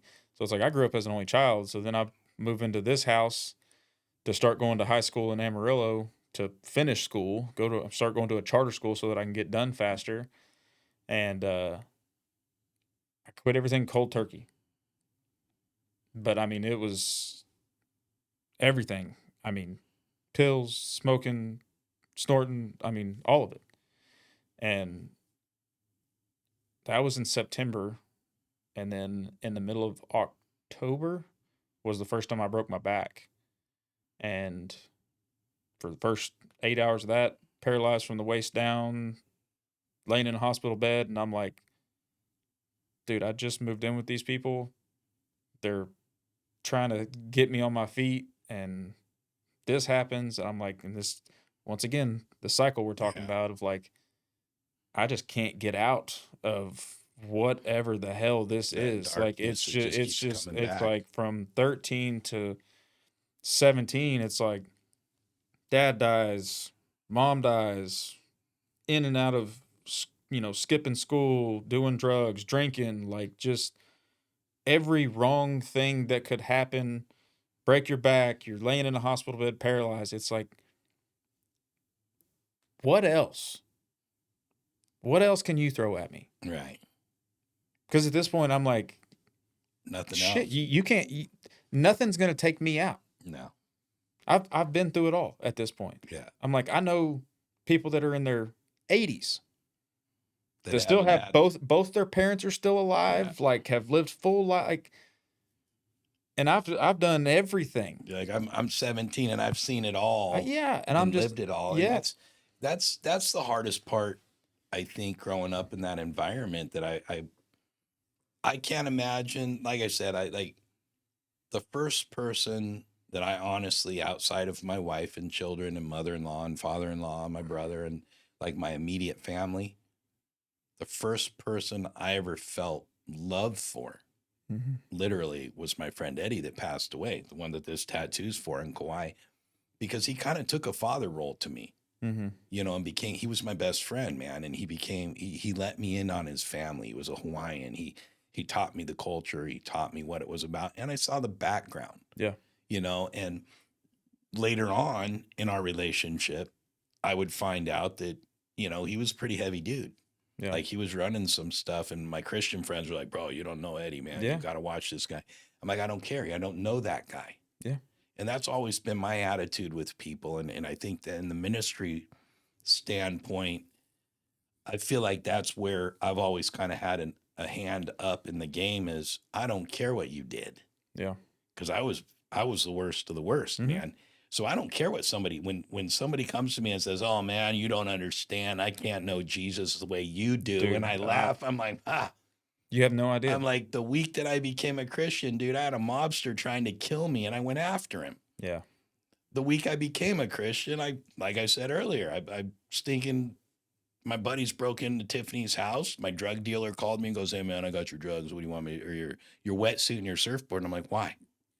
And he goes, "Oh, you don't know yet. You don't know what happened." "No, man, I don't know." What are you talking about, Wayne?" He goes, "Oh, your buddies broke into Tiffany's house, that chick you've been hanging out with, and stole everything." He goes, "What do you want me to do?" I said, "Kill him. I want him dead. Yeah. They deserve it." And he's like, "Okay, click." And I'm like, that's my first week of being a Christian. Yeah. Okay, that same week, I had to drive out to Devore, which is known for being a satanic community. Yeah. And my friend David lived out there. We were childhood friends, and I hadn't seen him in years. And I was so excited, but he called me and he said, "Man, I love you. You've always been like a brother to me. You've always been that friend I could rely on." He said, "But I need you to understand, I'm going to kill myself tonight." I was like, "Why?" He goes, "I can't do it anymore." This poor guy had demons chasing him his whole life, literally. Like people thought he was nuts. He wouldn't go in his house. I'd have to sit with him when we were like 5, 6 years old. I would sit on his front porch with him because he wouldn't go in his house alone until his mom got there. His mom was doing witchcraft with my mom. Yeah. But there was these little green demons that looked like skinned dogs. And they would harass him and tease him and mock him. They were just like, "Bah, bah, bah." Nobody could see him. I didn't see him.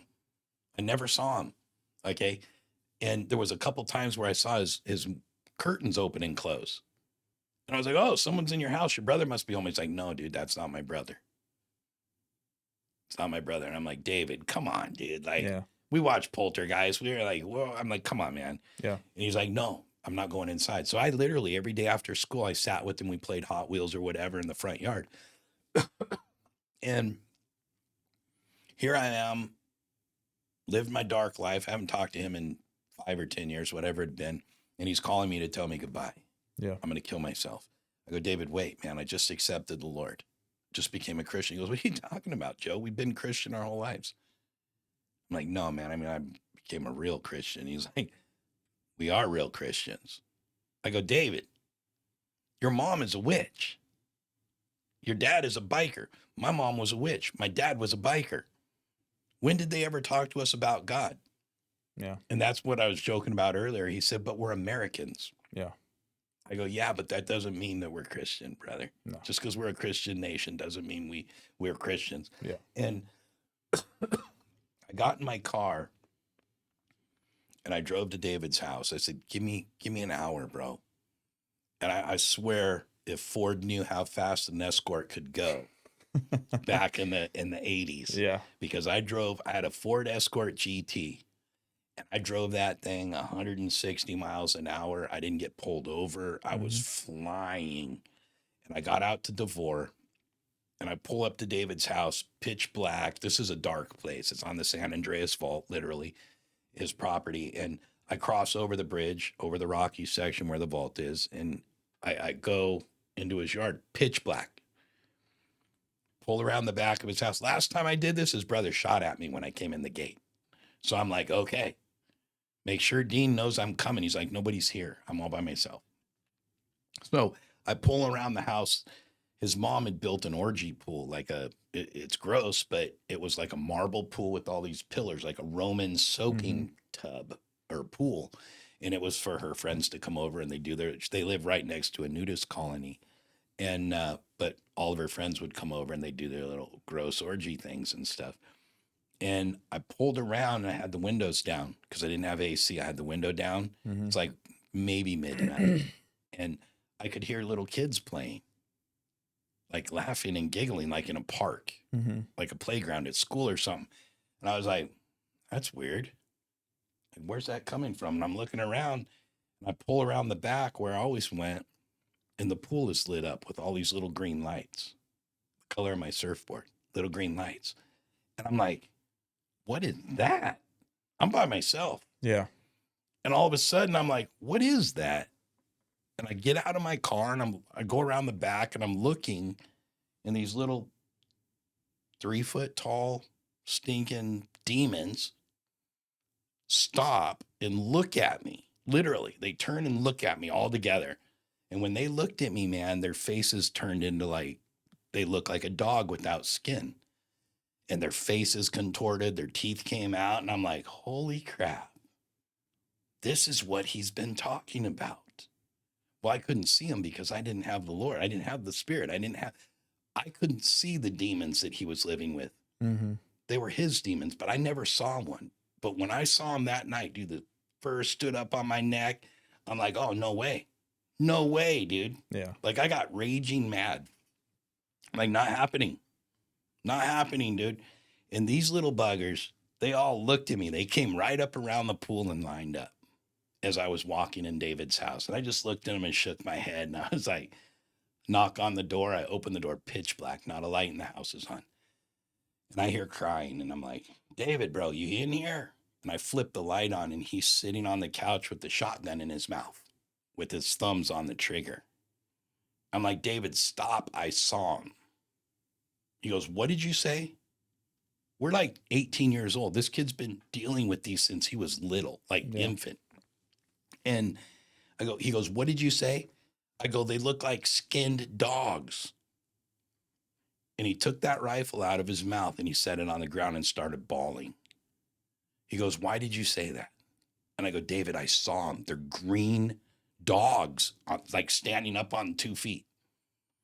And I go, they're like 3 foot, dude. They're in the backyard right now. I saw him. And he goes, what do you mean you saw him? Nobody's ever seen him. Everybody thinks I'm crazy. I go, David, I told you I'm a Christian now. I go, I think God allowed me to see those things, dude. Like, I think it's real. And I told him, I go, you need to pray with me right now. And then we're going to go get rid of these. Cause I called my pastor and I'm like, what do I do, man? He's like, you just pray the blood of Jesus over them and rebuke them. They have to leave. That's the law. So I'm a young Christian, right? So I'm like, all right, cool. I plead the blood of Jesus over David and his family, blah, blah, blah. And in the name of Jesus, I rebuke you. And I'm like, that's easy enough, right? Like, all right, cool. The rules are the rules. So I tell David this, and he's bawling. He's like, no. So I get him. He accepts the Lord, gives his life to the Lord. Yeah. And we get up. I go, let's go get rid of your demons. And he goes, I can't go out there. You have to do it. I go, David, these are your demons. You need to get rid of them. Yeah. They're not my demons. They're yours. I go, but I know how to help you. Like, let's go do this. We opened the door, and these little suckers lined up in a row. And they started mocking him. Just mocking him and laughing at him like, what are you going to do about it? And I go, say it, David. In the name of Jesus. In the name of Jesus. Say it. And he finally broke down and he said, I plead the blood of Christ. And in the name of Jesus, I rebuke you. Gone. He fell on his face bawling. And he was down there for 10 minutes bawling. And I'm just like, dude, it's okay, bro. It's okay. They're gone. Yeah. They're gone. And he sat up and goes, why have I never been told the truth? Mm-hmm. He goes, it was that easy. but I spent my whole life thinking I was crazy. Yep. And it was that easy to get rid of the demons. I go, yeah. And he goes, I don't understand why nobody ever told us this. And I go, and that's the guy I'm going to be for the rest of my life, David, is I'm never going to not tell somebody the truth, whether I like it or not. Yeah. Because I never wanted anybody to ever in my life, I don't ever want somebody to go through that. Yeah. Which is why I've spent 35 years casting demons out of people. And it's not some of it's been kind of nuts. Yeah. But it's very basic. But for me, it's only basic because it's the spirit. I don't understand it. Yeah. I don't need to understand it. I don't have any authority. The blood of Christ has the authority over the darkness, not Joe. Right. They're not scared of me because I'm tattooed and big and burly, right? They're scared of that blood. That blood has power, and the power that's in the blood of Christ Yeah. overtakes everything. And that's hard to imagine because we battle, right? Every day. We battle. Every day. It's crazy because it's like, I don't want to say you become comfortable with dealing with those mental battles or those demons that you fight every single day, but Yeah. it's like You get used to it. you just look at it. Like there's no, eventually you lose the emotion towards it. Yeah. I mean, it's like I've seen so much death in my life that it's like I expect it so much, and It's like coming. and it's like I'm Yeah. just like, I don't want it to happen, but it's gonna. Yeah. You can't Like stop there's it. nothing that I can do to stop it. Yeah. And it's just like the old saying of like, they go in threes.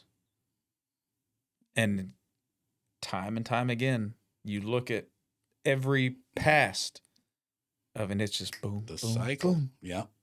Yeah. And it's the cycle of like, does this stop? Right. And if 'Cause- it doesn't, then what do we do? That's the question, Yeah. right? Like, that's why I can't give up on it. Yeah. Like, as crazy as it sounds, like, I want to be able to go to my son right now and say, buddy, it's going to be okay. Yeah. But you know what he's going to say? How do you know, Dad? Well, dude, because I'm 56. I'm And 58. That's Whatever. that's when you kind of have to pull out the old dad thing. It's like, because I said so. Right. Because I know, dude. Because I know. I lived it. Whether I But know or not, I'm telling you, it's he's going to at work the out. beginning. He's at the beginning. How old is Toby? 26. 26. Okay. And he's at the beginning of life as far as providing for his family. Mhm. He wants to be a provider. And I know that he's going to be super wealthy. I know that he's going to be super successful. But the fear, Yeah. I live in it at my age. I live in it because the roller coaster is overwhelming. Mm-hmm. Like you said, I'm never afraid of the uphill side of a roller coaster. It's Yeah. the anticipation of the drop. Yep. Okay. When you know things are going well, it's hard to not be negative And be expect like, it. okay, God, when's the bottom going to drop out? Yep. Okay, God, when's the cycle going to come? Mm-hmm. Been 3 years waiting for the business to fail. Yeah. And that's in the back of my head right now. Okay, you made it to 5, but you're not going to make it to 6. Yeah. I pulled one over on you. Ha ha ha. Yeah. You thought this was over. And I'm like, nah, man, don't give me that. It's not true. But Satan's always going to be there to do that, right? Mhm. Satan's always going to be there to put fear and doubt and everything else in our lives. And that's the thing that for me, you're an example to young men and young women. Yeah. Okay.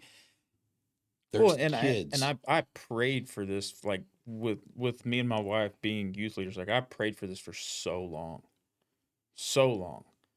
Like I've told my wife since we've been together, like, I don't know what my path in life is, where I'm supposed to be, what I'm supposed to do, how I'm supposed to make money, anything. I was Yeah. like, one thing I do know is I know I'm supposed to tell my story to the youth. Yeah. Whether that be in church, whether that me traveling to schools, whatever. Yeah. But I know if there's one thing in my life that I know that I'm supposed to do, that's it. Yeah. And so when Mike and Paula asked me and Gabrielle to be youth leaders at church, Gabrielle immediately started crying. She's like, yes, because she knew that's what you've been waiting she for. knew it's what we've been waiting for. Yeah. Because like I said, I've talked about it for so long of like kid, especially nowadays, like because life is so hard for young parents that it's like Oh yeah. suicide rates are up, cancer rates are up. So it's like I know I'm not the only kid that's going to go through what I went through at the age of 17. Yeah. Oh, no, Like there's gonna it be. it happens more often now than it did when Yeah. I went through it. We don't But cope with things right anymore like we no, used to. but So these kids need to know life's going to be hard, but there is an upside. yeah, I promise you. it's gonna be okay. Like a year after losing my mom, I meet my wife. I meet her family that takes me in. You get a mom and I dad. get a mom and dad back. Yeah. I get a companion to stand by my side. It's like I if there's one thing that I have done right in my life is I picked the right wife. Yeah. And I will stand on that till the day I die Oh yeah. because I've had multiple friends that married, divorced, had kids, this and that, and it's like I have made so many wrong mistakes in my life. But you married the right woman that's willing to But put up with it. oh my, like you I wouldn't got one believe, too. dude. That's the only Like, reason I'm here today. Is I 'cause mean, my wife. seriously. Yeah. And I mean, she has seen me in my darkest days where I was ready to put the gun in my mouth. Yeah. And she still loves you. And she still loves me. I Yeah. mean, she, after God, man, when we were 23, 24, 25, somewhere in there. I mean, if you looked at our life from the outside, you'd be like, "Oh God, they're kicking ass." Yeah. Oh, they're so Like, perfect. These guys. like they're married. They did things the right way. They dated. They got married. They bought a house. They had a kid. Friends come over to hang out with them 3 or 4 nights a week. But we were terrible. I mean, like, there was a lot of nights that we were like, dude, get away from me. Yeah. I can't stand you. Oh, the learning And process is crazy. We ended up in a situation where she gave me an ultimatum. She said, "You either go see a therapist and talk about the shit that you have going wrong, or you go get a lawyer and you file it for a divorce." She said, "Because I can't do this anymore." Wow. What an And awesome woman, though. and I had no idea how much I had no idea how screwed up I really was. Like, I mean, like the therapist that I went and saw gives me these charts and just, fill out these and circle here and rate your levels on this and this and this. And she tells me, she was like, "You're about 1 point away from me not letting you leave this office."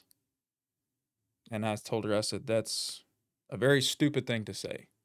I said, "Because it's just me and you in this office." Yeah. And Yeah. you're Ain't not no gonna way you're you're not me gonna here. keep me in here. Yeah. But it was such an eye-opening experience to have a professional per se. To Somebody put it on paper. somebody outside of my circle tell me, "You're batshit crazy. Yeah. You've got problems. Yeah. And you need to talk about it. Otherwise, you're just going to continue to hold in this hatred and be angry and just continue to fight the battles that you're fighting every single day unless you talk about it." Yeah. And as a man, It's not what you want to it's do. not what you want to do. You don't want to talk about it. Yeah.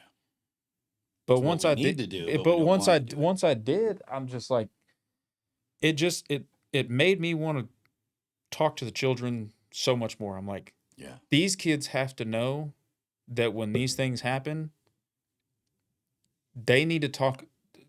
You're going to have the period where you don't want to talk to anybody, Yeah. and that's fine. But don't let it consume you because it will literally destroy your life trying to keep all of it in. Yeah. And it's never going to turn out good.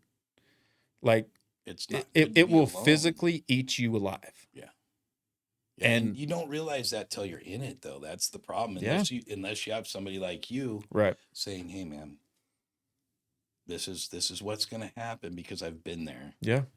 Right? If God didn't put you in the position to be able to be that example for these young men and women, they're going to feel alone, Hmm. right?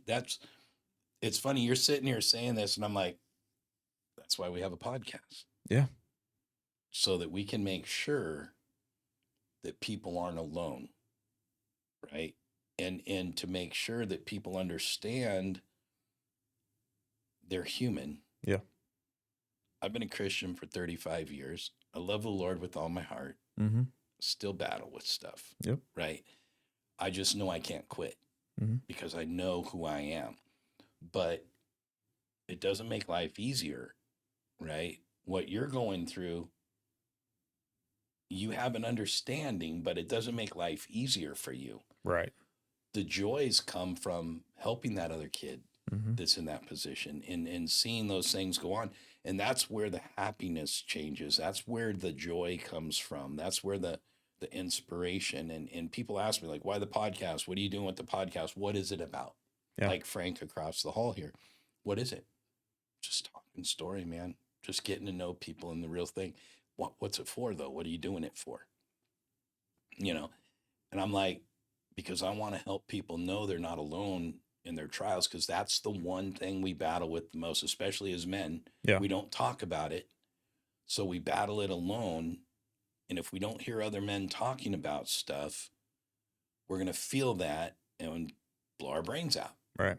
Like that's the outcome is if you can't handle it, you're either an alcoholic, a drug addict, you end up in prison, Hmm. or you finalize things. And it's like, to me, I've been in all those situations and understand it, Yeah. right? You're now in a position where you're able to help young men and young women deal with Hmm. that as a family. Yes. So that's the cool thing too, is you guys are doing it together. Tiffany and I have always been a firm believer that my ministry isn't with young women. Yeah. It's too easy for a young woman without a father to feel that. It's too easy to draw it in, Right. you know? And I don't want to ever put myself in a position. I don't want to put a young lady in that position. So from the beginning of time in our ministry, my wife has dealt with the girls. Hmm. I've dealt with the boys, or we've dealt with them together Yep. as a couple. And I think there's a lot of power in that. And to be honest, in that situation, I'm not going to fall Yeah. to sin. She's not going to fall because Yeah. we're accountable. Yep. We're held accountable as leaders.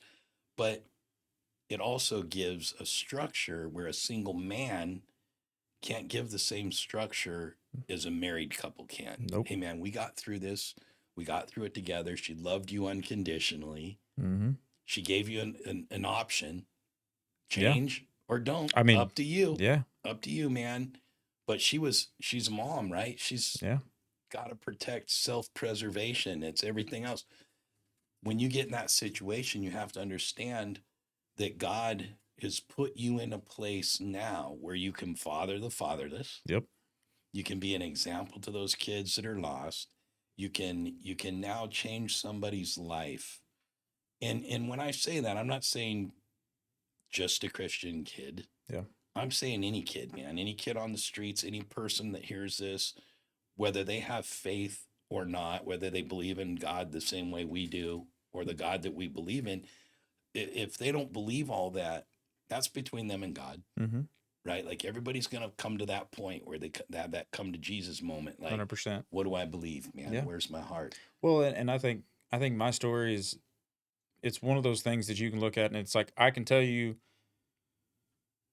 life's life's going to be all right even in the situation you're in, Yeah. whether you believe in God or not. I'm just also here to tell you God made it a little bit easier. Yeah. Why take the hard road when Why you don't yeah, have to? why take the hard road when you don't have to? Mhm. Because he's like we talked about, he continues time and time again to continue to show up when we're ready to quit and say I'm Yeah. done and I I don't want to pray anymore. I'm tired of reading the Bible. I'm tired of helping people. I'm tired of giving. I'm tired of it all. Yeah. And then you show up, and it's just like me, and he puts you in your place.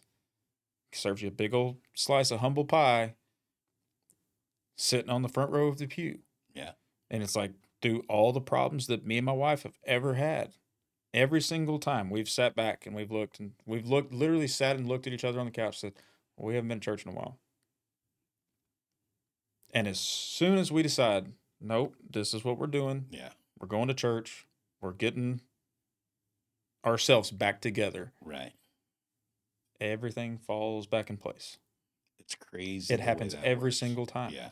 And it's like, I mean, the countless times of him showing up for us or financially wise, it's like, I have a memory.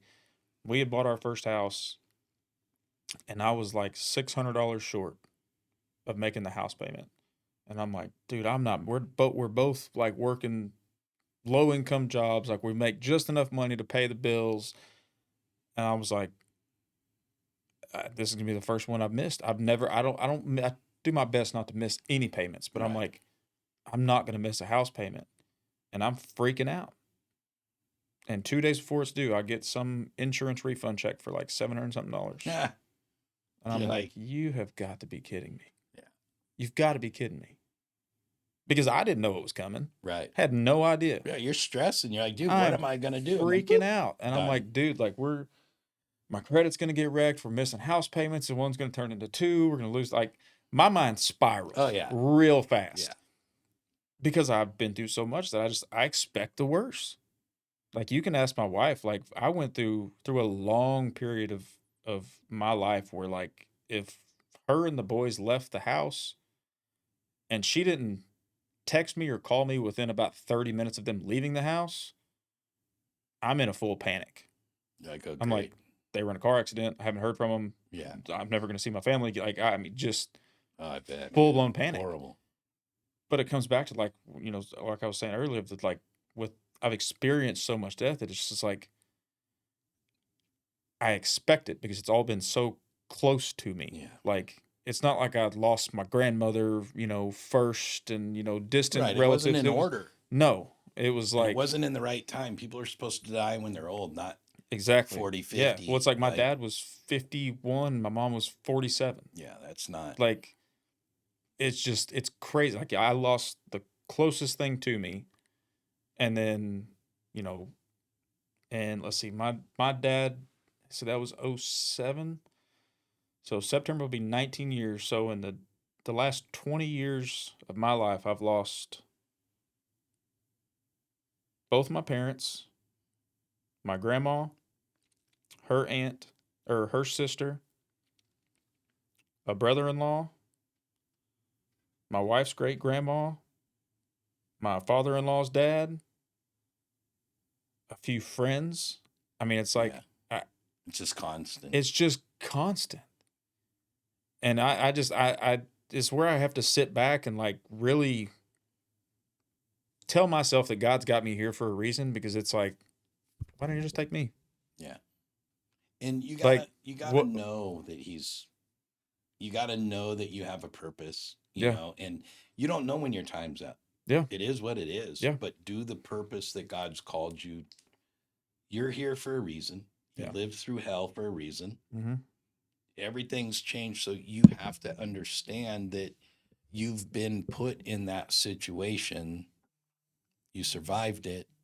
Now you have to understand that it is what it is. Yeah. You'll probably live to be 100 years old with your wife and your kids. Oh and- yeah. Oh, I tell my but- wife all the time, you watch. I said, I'm gonna live to be Yeah. stupid old. Yeah. Like, But that's the whole thing is, because if I didn't die by now, yeah, if the I'm stupid like- stuff you did when you were younger didn't kill you, Yeah. at least you have a little bit of smarts to know what's up. Yeah. But I think a lot of that is just it's just the fear of the loss. You know, Yeah. it's the fear of the people you love.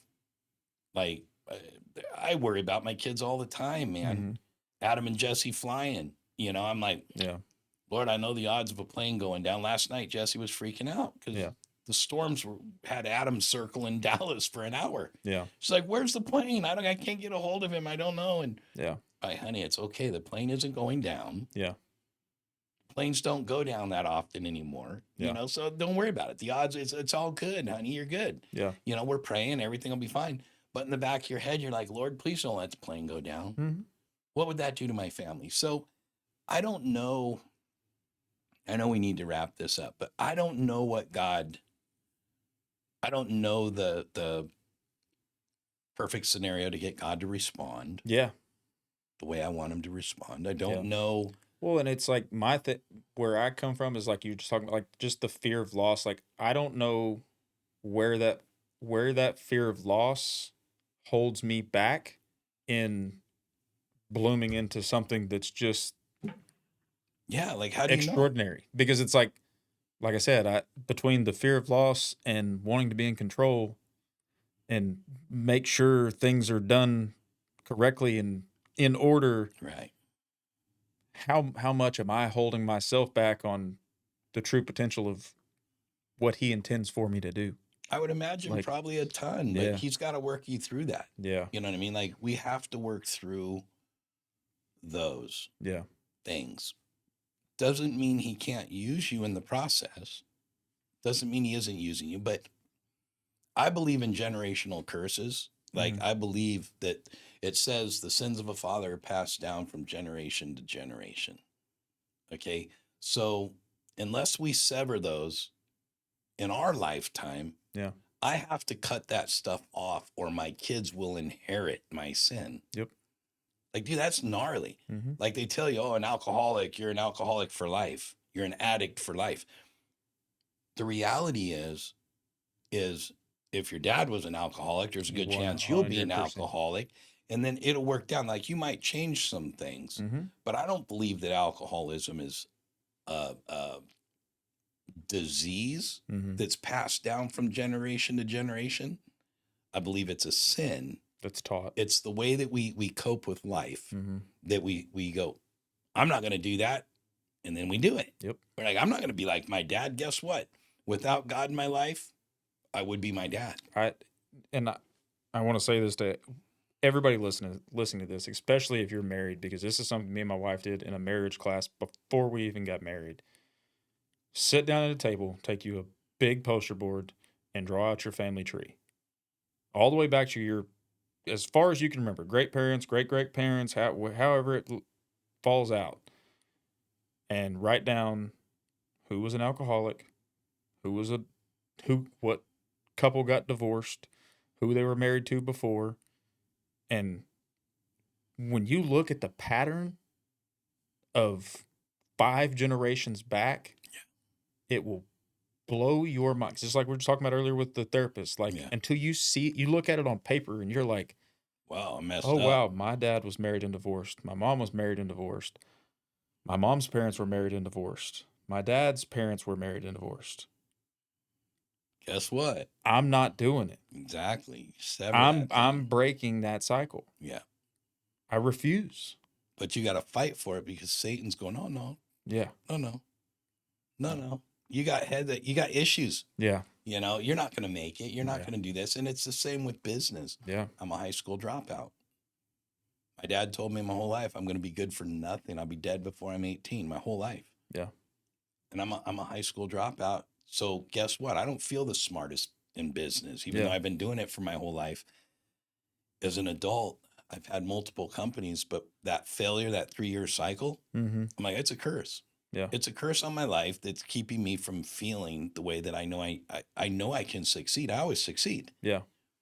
but it's never long term. Yeah. And I'm like, so I have to sever that myself and say, no, man, you're not going to play that game with me anymore. I'm tired of it. And I have to struggle and push through that Yeah. to get to the 5-year Yeah. and then the 10-year so that I don't pass that down to my son because he sees it. So Yeah. I want to close with that.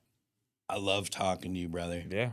Yeah, I mean, hopefully we'll do this 100 more times. Oh yeah. We'll definitely do it There's again. way more to talk about, but I know my computer's got to be getting tired. But thank you guys for watching. Thank you so much for coming on. Thank you for having me, man. And- It's been a blast. Yeah, it's been an honor having you on here. And you guys, please subscribe, hit the little heart button, do the likes, do all that stuff for us, and we'll see you on the next one. Thank you.